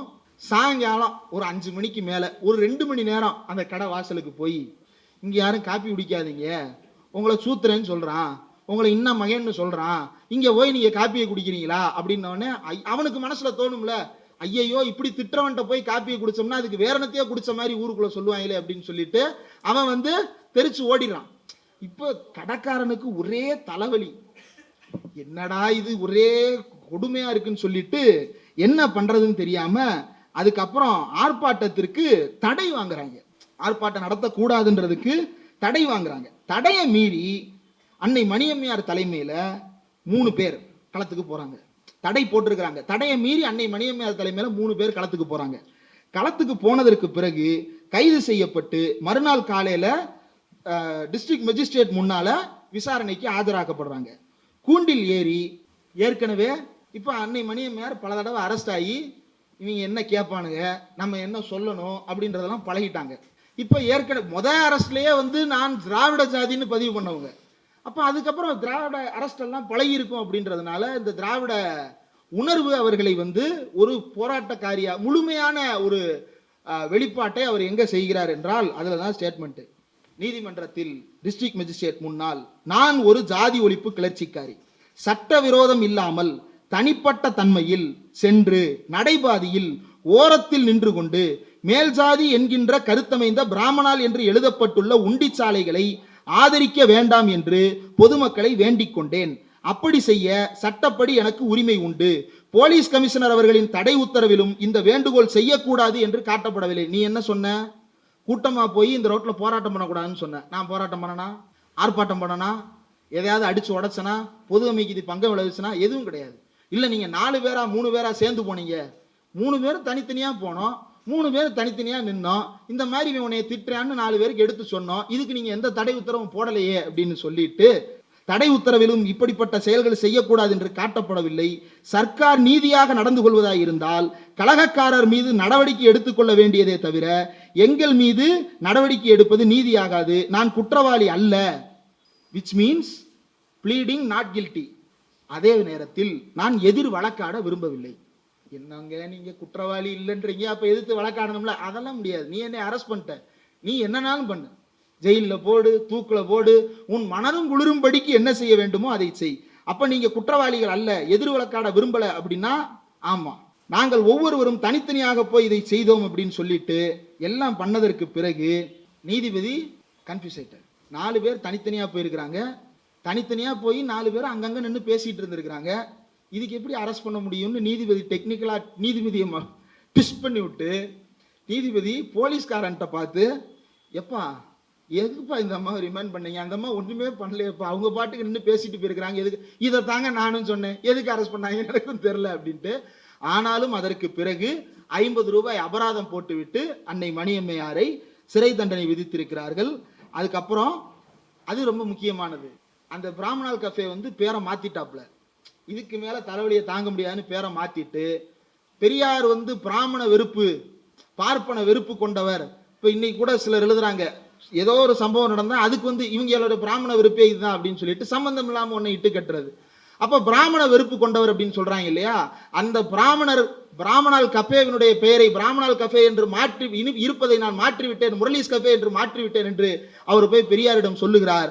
பக்கத்துல விடுதலை குரூப் ஃபுல்லா ரெடி ஆயிட்டாங்க. ஆஹா, போராட்டத்திற்கு வெற்றி, பின்வாங்கியது பிராமணால் கஃபே, பெரியாரின் போராட்டத்துக்கு வெற்றி, தலையங்க எழுதிட்டாங்க. பக்கத்துல உட்கார்ந்து நம்ம ஆட்கள் தலையங்க எழுத, என்ன பண்றீங்க ஐயா, வெற்றி செய்தி நாளைக்கு அறிவிக்க போறோம், மாத்திட்டான்ல, நம்ம வேலை முடிஞ்சு, நீ எதுக்கு அதை போய் இது பண்ணிட்டு இருக்கிறாருன்னு அவரை அசிங்கப்படுத்தணும்னு நினைச்சிருந்தாலோ அல்லது அந்த தனி மனிதருக்கு எதிராக தன்னுடைய உணர்வை வெளிப்படுத்த வேண்டும் என்று அவர் நினைத்திருந்தாலோ அவரு அந்த தனிநபர் மன்னிப்பு கேட்டார் என்று செய்தியை வெளியிட்டிருக்க முடியும். ஆனால் அப்படி செய்யவில்லை. பிராமணால் கஃபே பெயர் மாற்றம் என்றுதான் பேசப்பட்டதே தவிர அவர் மன்னிப்பு கேட்டார் என்கின்ற வார்த்தை வெளியிலேயே வரவில்லை. அந்த அளவிற்கு பெரியார் எதிரில் இருப்பவர்களுடைய சுயமரியாதையையும் மதித்து நடந்தார். அதுதான் உண்மையான சுயமரியாதை உணர்வு. விடுதலை ஆசிரியராக கைது செய்யப்பட்டிருக்கிறார் அன்னை மணியம்மையார். விடுதலை ஆசிரியராக கைது செய்யப்பட்டது மட்டுமல்ல, ராவணலீலா சம்பவம் தோழர் குறிப்பிட்டாங்க இல்லையா? 1974 டிசம்பர் 25 கரெக்டா, பெரியாரினுடைய நினைவு நாளைக்கு அடுத்த நாள் ராவணலீலா நடக்குது. கேஸ் போட்டிருந்தா எப்போ போட்டிருக்கணும்? 74 போட்டிருக்கணும். அது கலைஞர் அரசு, அன்னைக்கு கேஸ் போடல. கலைஞர் என்ன சொன்னாரு? சட்டமன்ற குறிப்பை சொன்னாங்க, ராவணனை கொளுத்தும் போது அப்படின்னு பிரிச்சு பார்த்தா, ராமனை கொளுத்தும் போது ஓ உணர்வு புண்படுதே, ராவணனை கொளுத்தும் போது இவங்க உணர்வு புண்படாதா அப்படின்னு சட்டமன்றத்திலே கலைஞர் வாதங்களை முன்வைக்கிறார், ஆர்குமெண்ட்ஸை பில்டு பண்றார். கேஸ் எல்லாம் போடல. அதுக்கப்புறம் எமர்ஜென்சி ஆட்சி இருந்துச்சு இல்லையா? எமர்ஜென்சியில பிரம்மானந்த ரெட்டி உள்துறை அமைச்சர் பார்த்துட்டு போறாரு, கையோட இந்த அம்மாவை தூக்கி உள்ளவங்கன்னு சொல்லியிருக்கலாம்ல, அவரு செய்யல. 1976 ஆண்டு அரசு புண்பட்டதாக வழக்கு போடுகிறது, உள்ள தூக்கி வைக்கல. அந்த வழக்கு போட்டதற்கு பிறகு 76 போடப்பட்ட அந்த வழக்கு தொடர்ந்து விசாரிக்கப்பட்டு அதிலும் விடுதலைக்கு எதிராக, அன்னை மணியம்மையாருக்கு எதிராக தொடர்ந்து அந்த வழக்கு நடத்தப்பட்டு கொண்டே இருந்திருக்கிறது. அதற்கு அடுத்து நடந்ததுதான் அந்த இரட்டை குழல் துப்பாக்கி போராட்டம். இரட்டை குழல் துப்பாக்கி போராட்டம்னா இந்திரா காந்திக்கு எதிரான கருப்பு கொடி ஆர்ப்பாட்டம். இப்படி பல்வேறு விவகாரங்கள் இருக்கிறது. இன்னும் நிறைய சொல்லிக்கொண்டே போகலாம். அவ்வளவையும் கொட்டி இந்நேரத்திலேயே சொல்லி முடிக்க வேண்டும் என்று நான் நினைக்கவில்லை. அதே நேரத்தில் நிறைவாக அன்னை மணியம்மையாரினுடைய தலைவராக பொறுப்பேற்ற முதல் அறிக்கையிலிருந்து இதை பேசினோம். அவர் திராவிடர் கழகத்திற்கு வந்த உடனேயே, பெரியாருடன் சேர்ந்த உடனேயே அவர் ஒரு கட்டுரையை எழுதுகிறார் விடுதலையில். அந்த கட்டுரை ரொம்ப ரொம்ப முக்கியமான கட்டுரை. அந்த கட்டுரையில் அன்னை மணியம்மையார் சொன்ன அந்த வார்த்தைகள் ரொம்ப ரொம்ப முக்கியமானது. 1943 அக்டோபர் 23 அன்னை மணியம்மையார் இயக்கத்திற்கு பெண்கள் முன்வர வேண்டும் என்ற ஒரு தலைப்பில் ஒரு கட்டுரை எழுதுகிறார். அந்த கட்டுரையில் பாமர மக்களால் கருதப்படும், கவனம், பாமர மக்களால் கருதப்படும் மானம், ஈனம், ஊரார் பழிப்பு யாவற்றையும் துறந்த நல்ல கல்லு போன்ற உறுதியான மனதுடைய நாணயவாதிகளாகவும் வேறு தொல்லை இல்லாதவர்களாகவும் இருக்க வேண்டும். அவர்களது முதல் வேலை பெரியாரை பேணுதல் என்று இயக்கத்திற்கான வழிகாட்டுதல்களை தொடர்ந்து அன்னை மணியம்மையார் வழங்கி இருக்கிறார். அவர் சொன்ன அந்த வார்த்தைகள் கடைசி வரை அவர் அந்த வார்த்தைகளை நினைவில் வைத்துக் கொண்டேதான் செயல்பட்டிருக்கிறார். ஊரார் பழிப்பார்கள் என்பதற்காக அவர் சரி என்று பட்டதை தடுத்து நிறுத்திக் கொள்ளவில்லை. ஊரார் மானம் ஈனம் என்று பேசுவார்கள் என்பதற்காக பயந்து தான் எடுக்க வேண்டிய துணிச்சலான முடிவுகளை எடுக்காமல் அவர் தயங்கவில்லை. அவரே சொன்னது போல கல்லு போன்ற உறுதியான மனதுடைய நாணயவாதியாக அன்னை மணியம்மையார் சாகும் வரை வாழ்ந்தார் என்பதுதான் அன்னை மணியம்மையார் பெரியாரை எந்த அளவிற்கு பின்பற்றினார் என்பதற்கான ஒரே சாட்சி. அன்னை மணியம்மையாருடைய வாழ்க்கை என்பது பெரிதும் பேசப்படாமல் இருக்கிறது. அதற்கு முக்கியமான காரணம் அவர் மீது வைக்கப்படுகின்ற அவதூறுகள். அந்த அவதூறுகளினுடைய நோக்கமே என்னவென்றால், நாம் அந்த அவதூறுகளுக்கு பதில் சொல்ல வேண்டும் என்பது அல்ல, அன்னை மணியம்மையாரை பற்றி அந்த அவதூறை மட்டுமே நாம் பேசிக் கொண்டிருக்க வேண்டும் என்பதுதான் அவர்களுடைய நினைப்பாக இருக்கிறது. அதற்கு நாம் ஒருபோதும் இடம் கொடுக்க கூடாது. இந்த மார்ச் மாதத்தில் தான் அன்னை மணியம்மையாருடைய பிறந்த நாளும் நினைவு நாளும் வருகிறது. இங்கு இருக்கக்கூடிய தோழர்கள் அனைவருக்கும் நான் ஒரு கோரிக்கையை வைக்கிறேன். இயக்கங்களாக இருந்தாலும் சரி, தனிநபராக இருந்தாலும் சரி, அல்லது உங்களுடைய நட்பு வட்டமாக இருந்தாலும் சரி, எதுவாக இருந்தாலும் இந்த மார்ச் மாதத்தை ஒவ்வொரு ஆண்டும் இனிமேல் அன்னை மணியம்மையார் நினைவு மாதமாக 30 நாட்களும் கொண்டாடுவதற்கு, பதிவுகள் எழுதுவதற்கு, ரீல்ஸ் எழுதுவதற்கு, பதிவுகளை எழுதி அதை பரப்புரை செய்வதற்கு அனைவரும் தயாராக இருக்க வேண்டும். ஏனென்றால் அன்னை மணியம்மையார் சொன்னது போல அவர்கள் நிம்மதியை கெடுப்பதுதான் நம்முடைய நோக்கம். எப்படி நிம்மதியை கெடுப்பது? அவன் எதை பேசக்கூடாதுன்னு நினைக்கிறானோ அதை பேசணும். அவன் எதை சொல்லப்படக்கூடாதுன்னு நினைக்கிறானோ அதை சொல்லணும். அவன் என்ன நினைத்தாலும் அதை அவன் வெற்றியாக எடுத்துக்கொள்ள கூடாதபடிக்கு நாம் என்னவெல்லாம் செய்ய முடியுமோ அதையெல்லாம் செய்ய வேண்டும். அதுதான் அன்னை மணியம்மையார் கடைசி வரை தன்னுடைய பணியாக வைத்து கொண்டிருந்தார். ஒரு முறை அன்னை மணியம்மையார் ஒரு முக்கியமான ஒரு நிகழ்வு என்னவென்றால், ஒரு பெரியார் இறந்துட்டாரு. பெரியார் இறந்ததற்கு பிறகு மணியம்மையாரை பார்க்க வந்த ஒருத்தர், என்ன இருந்தாலும் நீங்கள் ஒரு விதவை தானே, ஆறுதல் சொல்ல வந்திருக்கிறான். ஆறுதல் சொல்ல வந்தவன் இப்படி விதவையாயிட்டேமா அப்படின்ட்டு போயிருக்கிறான். வந்தவன் யாருன்றத சொல்லலை. சொன்னா அந்த உண்மையான வன்மை என்னன்றத தேடி பார்த்தா தெரிஞ்சுக்கலாம். தோழர்கள்ட்ட அடுத்து விசாரிச்சு பார்ப்போம் யார் அந்த ஆள்னு. அன்னைட்ட என்ன சொல்லியிருக்கிறாங்க, நீ ஒரு விதவைதானே என்று சொல்லி இருக்கிறார். விதவைதானே என்று சொன்ன போது ஆசிரியர் இப்படி எழுதுகிறார், விதவை என்ற சொல்லை அவர் பயன்படுத்தும் போது நான் அருகில் இருந்து அதை கேட்டுக்கொண்டுதான் இருந்தேன். என்னுடைய கோபத்தை கட்டுப்படுத்தி கொண்டிருந்தேன், பொறுமை காத்தேன். அப்போது அம்மாவின் துணிவை, தன்னம்பிக்கையை, சீற்றத்தை கண்டேன். அப்போது அம்மா சொன்னார், நான் தனி ஆள் இல்லை, இயக்க தோழர்கள் இருக்கிறார்கள், கடைசி வரை நிற்பார்கள், நான் பார்த்துக்கிறேன், நீ கிளம்புடா என்று அன்னை மணியம்மையார் அந்த விதவை என்று சொன்னவரை நீ போ என்று வழி அனுப்பிவிட்டு எனக்கு இயக்கம் இருக்கிறது, தோழர்கள் இருக்கிறார்கள் என்கின்ற நம்பிக்கையில் தான் அன்னை மணியம்மையார் 74 78 வரை இயக்கத்தினுடைய தலைவராக பணியாற்றினார். தமிழர்களுக்கான வழிகாட்டுதல்களை வழங்கி இருக்கிறார். ராமனுக்கு அவன் ஒன்று செய்கின்றான் என்றால் ராவணனை வைத்து நாம் ஏன் செய்யக்கூடாது என்று பண்பாட்டு வழியான மாற்று புரட்சிகர சிந்தனைகளை முன்வைத்திருக்கிறார். இன்னும் குறிப்பாக அன்னை மணியம்மையார் குறித்து நாம் பேச வேண்டிய ஒரு பொருள் இன்றைக்கு பேச முடியவில்லை, விரைவாக இன்னொரு நாள் பேசலாம். கந்தபுராணம் ராமாயணமும் ஒன்றுதான் என்று அவர் ஒரு ஆய்வு நூலை எழுதியிருக்கிறார். இலக்கிய ஆய்வு சிந்தனையும் நூலாய்வு சிந்தனையும் இருந்தால் மட்டும்தான் அப்படிப்பட்ட நூல்களை அவர் எழுத முடியும். தனி ஒரு ஆளாக அவர் ஏன் இதை எழுதினார், எப்படி எழுதினார் என்பதையெல்லாம் யோசித்து பார்த்தால், அன்றைக்கு பெண்கள் பேசவே இயங்கவே முன்வராத காலகட்டத்தில், வீட்டை விட்டு வெளியில் வருவதே பெரும் புரட்சி என்று இருந்த காலகட்டத்தில் கம்பராமாயணமும் ராமாயணமும் ஒன்றுதான் என்பதை சுட்டிக்காட்டி, கற்பு என்பதை எல்லாம் வைத்து இவர்கள் என்ன செய்ய முயற்சி செய்கிறார்கள் என்பதை எல்லாம் துணிச்சலாக பேசுகின்ற தலைவராக அன்னை மணியம்மையார் இருந்திருக்கிறார் என்றால் அதற்கு காரணம் இந்த இயக்கம் இருக்கிறது, இந்த தோழர்கள் இருக்கிறார்கள் என்கின்ற நம்பிக்கையில் தான். இந்த தோழர்கள் இருக்கிறார்கள் என்கின்ற நம்பிக்கை ரொம்ப ரொம்ப முக்கியமானது. அது சிதையும் வகைக்கு எதுவும் நடப்பதற்கு நாம் ஒருபோதும் இடம் கொடுக்க கூடாது. அன்னை மணியம்மையார் ரொம்ப முக்கியமாக குறிப்பிட்டது, மானம், ஈனம், ஊரார் பழிப்பு இதையெல்லாம் விட்டுவிட்டுத்தான் ஒருவர் பொது வாழ்க்கைக்கு வர வேண்டி இருக்கிறது. ஒரு பெண் இன்றைக்கும் பொது வாழ்க்கைக்கு வருவதற்கு இவ்வளவையும் விட்டுவிட்டுத்தான் வர வேண்டி இருக்கிறது என்றால், அதை விட்டுவிட்டு வருபவர்களுக்கு பாதுகாப்பான சூழலை உருவாக்கி தருவது நம்முடைய ஒவ்வொருவருடைய கடமையாக இருக்கிறது என்றும் நான் கருதுகிறேன்.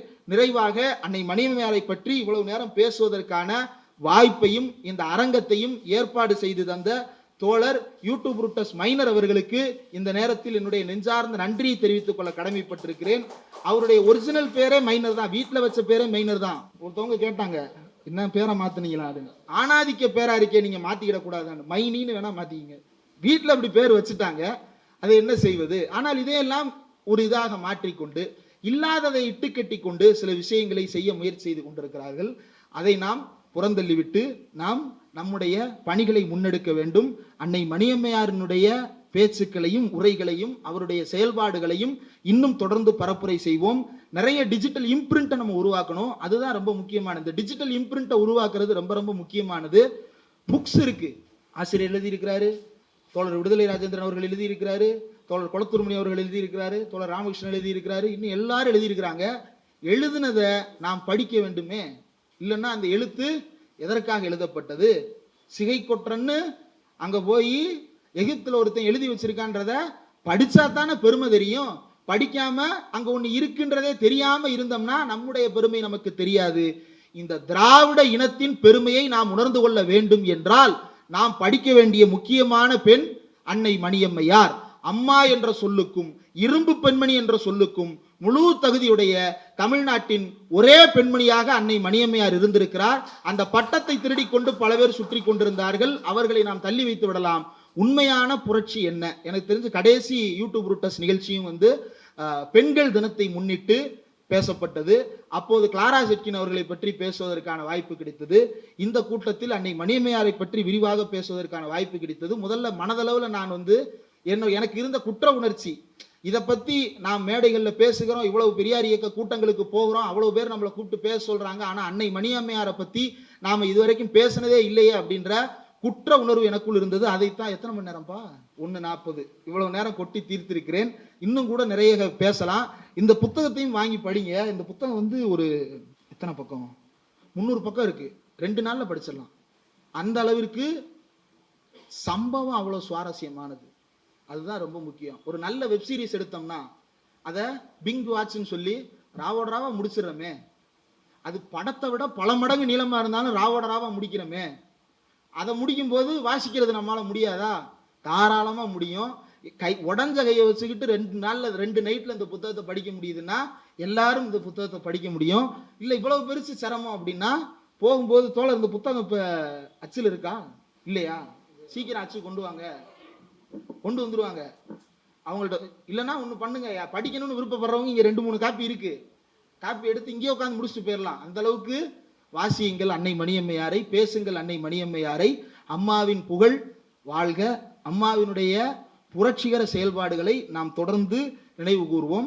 எம்ஜிஆரின் திடீர் இரக்கம் அப்படின்றத குறிக்கும் வகையில் திடீர் இரக்கம் அப்படின்னு சொல்லிட்டு முன்வைத்திருக்கிறார் அன்னை மணியம்மையார். அந்த அறிக்கையில் இருக்கக்கூடிய சில விஷயங்களை அப்படியே கூட வாசிக்கிறேன். ரொம்ப முக்கியமான அறிக்கை. திடீரென்று நவம்பர் 14, 1977 மாலை என்னை எனது உடல் நலம் கருதியும் என் மீது இரக்கம் கொண்டும் தமிழ்நாடு அரசு விடுதலை செய்துவிட்டதாகவும் என் மீது போடப்பட்டிருந்த வழக்கு மட்டும் வாபஸ் பெறப்பட்டதாகவும் கேட்டு நான் மிகுந்த, வழக்க வாபஸ் வாங்கினா சந்தோஷம் தானே போடுவாங்க, நான் மிகுந்த வேதனையும் சங்கடமும் மன அதிர்ச்சியும் அடைந்தேன். என் எதிரிலேயே தோழர்கள் ரத்தம் பீரிட அடிக்கப்பட்டதை பார்த்தபோது ஏற்பட்டதை விட பெரும் அதிர்ச்சிக்கு ஆளாகியுள்ளேன். நம் காருண்யம் மிக்க தமிழ்நாடு அரசுக்கு இந்த இரக்கம் மிகுந்த கண்ணோட்டம் 30ஆம் தேதி வந்திருக்குமானால் விலைமதிப்பற்ற 3 தமிழர்களுடைய உயிரும் பல்லாயிரக்கணக்கான நம் மக்கள் இயக்கத்தினர் பொதுமக்கள் பலர் மண்டை உடைந்து கால் உடைந்து முடமாகி குண்டடிபட்டு இரத்த வெள்ளத்தில் மிதந்த கொடுமைகளும் ஏற்பட்டே இருக்காதே. பொது சொத்து நாசங்களும் தவிர்க்கப்பட்டிருக்குமே. இந்திரா அம்மையார் கட்சியை சார்ந்த மைசூர் முதல்வரும் ஆந்திர முதல்வரும் எவ்வளவு முன் யோசனையுடன் இந்திய எதிர்ப்பு அலைகளுக்கு முன் தலைவணங்கி நடந்து கொண்டனர் என்பதும், அதே நேரத்தில் நம் முதலமைச்சர் எம்ஜிஆர் அவ்வாறு நடந்து கொள்ளாதது மட்டுமல்ல, தமக்கு எதிரானவர்கள் என்று அவர் யார் யாரை நினைத்துக் கொண்டிருக்கிறாரோ அவர்களையெல்லாம் பழிவாங்க இதுதான் தக்க தருணம் என்ற நினைப்பில் செயலாற்றி உள்ளதோடு, அரசும் பல ஜோடனை வழக்குகளையும் விசித்திர செக்ஷன்களையும் கருப்பு கொடி காட்ட வந்த தலைவர்கள் மீதும் தோழர்கள் மீதும் போட்டுள்ளனர். தன்னை தவிர, அதாவது மைசூர் முதல்வரும் ஆந்திரா முதல்வரும் செயல்பட்ட அளவிற்கு கூட, அவர்கள் இந்திய எதிர்ப்பு போராட்டத்தை மதித்த அளவிற்கு கூட, இந்திய எதிர்ப்பு போராட்டத்திற்கு முன்னோடியான மாநிலத்தில் இந்திய எதிர்ப்பு போராட்டத்திற்கு முன்னோடியாக இருந்த இயக்கத்தில் இருந்து வந்த எம்ஜி ராமச்சந்திரன் அவர்கள் இவ்வளவு மோசமாக நடந்து கொண்டதை அன்னை மணியம்மையார் கண்டித்துவிட்டு, தன்னை தவிர இந்திய துணைக்கண்டத்தில் இனி ஆட்சி பீடத்தில் இருக்க வேறு எவரும் இல்லை என்று சென்ற ஆண்டு ஆணவத்தின் உச்சியில் நின்று அடக்குமுறைகளை நிகழ்த்திய இந்திரா அம்மையார் இன்று மூளையில் முடங்கி சங்கராச்சாரியார்களிடம் வரம் கேட்கும் பரிதாபத்தை கண்டும் நம் தமிழ்நாடு அரசில் உள்ளோர் பாடம் பெறாமல் தமிழ் மக்களது தமிழர் உணர்வு என்ற பெரும் நெருப்புடன் விளையாடி கொண்டிருக்கின்றனர். தங்களிடம் ஒப்படைக்கப்பட்ட ஆட்சியை உருப்படியான வகையில் நடத்தி செல்வதில் கவனம் செலுத்தாமல் அரசியல் வஞ்சம் தீர்க்க கிட்டிய வாய்ப்பு என்ற நினைப்பில் ஏதேதோ செய்வதன் விளைவு ஓரிரு நாளுடன் அணைந்திருக்க வேண்டிய தீ இன்று பெருநெருப்பாய் தமிழ்நாடு முழுவதும் பற்றி எரிகிறது. இதன் உத்வேகத்தை இன்னும் நம் ஆட்சியாளர்கள் சரிவர உணர்ந்ததாய் தெரியவில்லை. கலைஞர் மற்றும் திமுக கழக தலைவர்கள் மீது கொலை முயற்சி வழக்குகள், நம் கழக பொதுச் செயலாளர் தோழர்கள் மீதும் தடையை மீறுவதற்கு வாய்ப்பளிக்காமலேயே தடையை மீறி சட்டவிரோதமாக கூடியதாக வழக்கு. தடையை மீறி சட்டவிரோதமா, இப்ப நீங்க இந்த உருவபொம்மை எதிர்ப்பு ஆர்ப்பாட்டம் பார்த்திருப்பீங்க. போலீஸ் கையில போர்வையோட மண்ணு மூட்டையோட கையில ஏதாவது ஒரு அணைக்கிற கருவியோட நிப்பாங்க. அப்படி கொளுத்தின உடனே கப்புன்னு கவர் பண்ணிட்டு அரெஸ்ட் பண்ணிடுவாங்க. கொளுத்தினார் அரெஸ்ட். அப்ப கூடினால் அரெஸ்ட் பண்ணலாம், கூடவே இல்லை அதுக்குள்ள கூட போறாங்கன்னு பிரிவென்டிவ் அரெஸ்டா அப்படின்னு சொல்லிட்டு ரயிலில் சென்னை வந்த நம் தோழர்கள் சுமார் 200 பேர்களை தாக்கி படுகாயப்படுத்தி அவர்கள் மீது பொய் வழக்குகள் போடப்பட்டு ஏராளமான திமுக கழக தலைவர்கள் தோழர்கள் மீது பொய் வழக்குகள் போடப்பட்டுள்ளன. இப்படி ஒரு அடக்குமுறையை கொடுங்கோன்மை தலைவிரித்தாடும் நிலையில் எனக்கு மட்டும் என்ன இரக்கமும் பரிவும் வேண்டி கிடக்கிறது என்று கேட்கிறேன். அதுக்கடுத்து ஒரு வருஷத்துல அவர் இறக்க போறாரு மணியம்மையார். உடல்நிலை அவ்வளவு மோசமாக இருக்கிறது. தொடர்ந்து மருத்துவமனையில் சிகிச்சையிலேயே தான் இருக்கிறார். அதற்கு இடையில் தான் எனக்கு எதற்கு இந்த இரக்கம், இவ்வளவு பேரை படுகொலை செய்துவிட்டு என்று அன்னை மணியம்மையார் கேட்கிறார். அடுத்து அவருடைய ஸ்டேட்மெண்ட், பெரியார் எப்படி ஒரு நேரத்தில் நான் இதற்கு மேல் 5 ஆண்டுகள் தான் இருப்பேன் என்று பெரியார் சொன்னார். ஆனால் அன்னை மணியம்மையார் அந்த 5 ஆண்டுகளை 50 ஆண்டு காலமாக மாற்றி 95 வயது வரை பெரியாரை நம்மோடு இருக்க செய்தார். ஆனால் அன்னை மணியம்மையாருக்கு அப்படியான வாய்ப்புகள் இல்லை. எனக்கு கடந்த பல நாள்களாக கடுமையான காய்ச்சல், மயக்கம், நெஞ்சுவலி, ஏதாவது திடீர் முடிவு ஏற்பட்டால் அரசு தனக்கு பழி நேர்ந்து விடுமே என்ற எண்ணத்தில் தான் அதன் பொறுப்பை நீக்கிக் கொள்ள இந்த தந்திர ஏற்பாட்டை செய்துள்ளதே தவிர நீதி நியாயம் கருதி செய்யப்பட்டது அல்ல. இரக்கமுள்ள அரசாக இருக்குமானால் வீதியில், உணவு கடைகளில், ரயிலில் கருஞ்சட்டை அணிந்த அல்லது வேறு பொதுமக்களை எல்லாம் காரணம் ஏதுமின்றி தடியடி தர்பார் நடத்தி குருதி ஓடச் செய்வார்களா? இது இன்னைக்கும் பொருத்த முடியாதுதான். இன்றைக்கு தோழர் வளையாபதி தேனியிலிருந்து ட்ரெயின்லையோ பஸ்லையோ ஏறி கருப்பு சட்டையோடு நம்முடைய கூட்டத்திற்கு கலந்து கொள்ளுகிறார். எத்தனையோ தோழர்கள் ஏதேதோ போக்குவரத்தில் ஏறி கருப்பு சட்டையோடு நம்முடைய கூட்டங்களில் கலந்து கொள்ளுகிறார்கள். பல்வேறு இயக்கங்களுடைய கூட்டங்களில் கலந்து கொள்ளுகிறார்கள். ஆனால் இந்த அறிக்கையினுடைய இன்றைய முக்கியத்துவம் என்ன என்று கேட்டால், அன்றைக்கு கருப்பு சட்டையோடு அந்த ஆர்ப்பாட்டத்திற்கு வந்தார்கள். ஆர்ப்பாட்டத்துக்கு தான் போனாங்களானே தெரியாது. ஆனா கருப்பு சட்டையோடு வந்தார்கள் என்ற ஒரே காரணத்திற்காக சாப்பிட போனவங்க, ஹோட்டல்ல சாப்பிட்டுக்கிட்டு இருந்தவங்க, ட்ரெயின்ல போய்கிட்டு இருந்தவங்க, ரோட்ல நடந்து போய்கிட்டு இருந்த பொதுமக்கள்னு காரணமே இல்லாமல் அடித்து குருதி ஓட செய்திருக்கிறார்கள். அடுத்த முறை பாஜகவோ அல்லது அதிமுக பாஜகவோ ஆட்சிக்கு வந்தால் இது போன்ற ஒரு நிலையை தமிழ்நாட்டில் உருவாக்க மாட்டார்கள் என்பதற்கு எந்த உத்தரவாதமும் கிடையாது. அது மட்டுமன்றி தாய்மார்களிடம் போலீசார் அத்துமீறி நடந்து கொள்வார்களா? என்னிடம் சென்னை நகர போலீசார் பொறுப்புள்ள ஒரு போலீஸ் அதிகாரியின் முன்னிலையில் எவ்வளவு கேவலமான வார்த்தைகளை பேசினார். நீதி நியாயம் பேசும் ஆட்சியாளர் இன்று வரை அது குறித்து எடுத்த நடவடிக்கை தான் என்ன? தூத்துக்குடியில அந்த காவல் ஆய்வாளர் வழக்கு போட வந்த அந்த தாயிடமும் தந்தையிடமும் மோசமான வார்த்தைகளை பேசினார், அவதூறாக பேசினார் என்பதற்காக உடனடியாக ஒரு பணியிலிருந்து நீக்கப்பட்டார், இடைநீக்கம் செய்யப்பட்டார், இம்மீடியட்டா சஸ்பென்ஷனுக்கு தள்ளப்பட்டார். ஆனால் அன்றைக்கு எம்ஜிஆர் அரசு என்ன நடவடிக்கை எடுத்தது என்றால் எதுவும் இல்லை. இன்று வரை அது குறித்து நடவடிக்கைகள் எடுக்கவில்லை. எங்கள் பொதுச் செயலாளர் திரு வீரமணியை உன்னை ஒழித்து கட்டுகிறேன் என்று சொன்ன பெரிய போலீஸ் அதிகாரியின் மீது மனிதாபிமான மிக்க முதலமைச்சர் எடுத்த நடவடிக்கை எங்கே? எந்த நடவடிக்கையும் எடுக்கல. எனவே எனது விடுதலை என்பதும் நம் அரசுக்கு வந்த காலங்கடந்த ஞானோதயம் அல்ல, எனது மோசமான உடல்நிலையால் நான் இறந்து விடுவேனோ என்ற பயத்தின் காரணமாக பொறுப்பேற்க அஞ்சியே இது தட்டி கழிக்கும் தந்திரம் என்பதை புரிந்து கொள்ள வேண்டும். இந்திரா அம்மையார் ஆண்டபோது பெருமதிப்பிற்குரிய ஜேபி போன்றவர்களை அவர்கள் எப்போது விடுதலை செய்தார்கள், அது போன்றதே இதுவும். இங்கு நடப்பது இந்திரா சாயல் ஆட்சிதான் அப்படின்னு எம்ஜிஆர் அரசை இந்திரா காந்தி ஆட்சியினுடைய தொங்கு சதை என்பது இதற்கு மேல எதுவும் சொல்ல முடியாது. உண்மையான இரக்கம் இந்த அரசுக்கு இருக்குமானால் வீண் வரட்டு கௌரவம் பார்க்காமல் 30ஆம் தேதிக்கு பிறகு திமுக தலைவர்கள் தோழர்கள் மீது நாடு முழுவதும் போடப்பட்டுள்ள அத்தனை வழக்குகளையும் வாபஸ் பெற்று அமைதியும் ஒருங்கிணைவையும் ஏற்படுத்தி அனைத்து கட்சியினரும் அரசியலில் கருத்து வேறுபாடு இருந்தாலும் பழிவாங்குதல், தடியடி, துப்பாக்கி சூடு இவற்றுக்கு இடமின்றி ஆட்சியை நடைபெற நல்ல புத்தியை ஆட்சியாளர் பெற வேண்டும். இன்னமும் காலம் தாழ்ந்து விடவில்லை. வீண் பிடிவாதம் தேவையற்றது. தான் சொல்வதற்கெல்லாம் ஆமாம் போடும் மக்களை சுற்றி வைத்துக் கொண்டு அவர்களை நம்பிய எந்த முதலமைச்சரும் இதுவரை வெற்றி பெற்றதாக அரசியல் வரலாறு இல்லை என்று சென்னை பொது மருத்துவமனையிலிருந்தே அறிக்கை விடுத்தார். இந்த அறிக்கை எழுதும் போது அவர் சென்னையில மருத்துவமனையில சிகிச்சையில் இருக்கிறார். எம்ஜிஆருடைய அரசுக்கு கடுமையான எச்சரிக்கையை தன்னுடைய அறிக்கையின் மூலமாக தெரிவிக்கிறார். பலர் சொல்லுவார்கள், இந்த கிளிப்பை கூட கட் பண்ணி போட்டு எம்ஜிஆர் தோக்கவே இல்லையேன்னு. நாடாளுமன்ற தேர்தலில் என்ன லட்சணத்தில் எம்ஜிஆருடைய வரலாறு இருந்தது, உள்ளாட்சி தேர்தலில் எம்ஜிஆருடைய லட்சணம் என்னவாக இருந்தது, இடைத்தேர்தலில் எம்ஜிஆருடைய லட்சணம் என்னவாக இருந்தது என்பதையெல்லாம் உண்மையை அறிந்து கொள்ள வேண்டும் என்றால் விக்கிபீடியாலே அந்த உண்மைகள் இருக்கிறது. அதை பார்ப்பதற்கு இவர்கள் தயாராக இல்லை. எம்ஜிஆர் தோக்கலன்னு 234 தொகுதியிலையும் ஜெயிக்கவும் இல்லைல. நீ அவ்வளோ பெரிய அப்பாட்டக்கறனா 234 ஜெயிச்சிருக்கணும். கலைஞருடைய 184 தாண்டலையே தனி கட்சியாக. ஏன்னா பிம்ப சிறை, அதை இன்னும் அந்த சிறைக்குள்ள நம்மை அடைத்து வைக்க முயற்சி செய்கிறார்கள். இப்ப புதுசா ஒருத்தர் வர்றாரு, ஆனானப்பட்ட எம்ஜிஆரே தோல்வி இல்லைன்ற எம்ஜிஆரே 234 ஜெயிக்க முடியல. நாடாளுமன்ற தேர்தலில் மண்ணை கவுனாரு. இத்தனைக்கும் அவர் ரோட்டுக்கெல்லாம் போவாரு, சோடாலாம் குடிப்பாரு. அந்த சோடா கதையெல்லாம் ரொம்ப பிரபலம். சோடா குடிச்ச எம்ஜிஆர் கதையே இது இப்படின்னா, நீ வீட்டில் உட்காந்துக்கிட்டு சுடக்கு போட்டுக்கிட்டு இருக்கியே, உன் நிலைமை என்ன ஆகுன்றத சற்று யோசித்து பார் மகனே.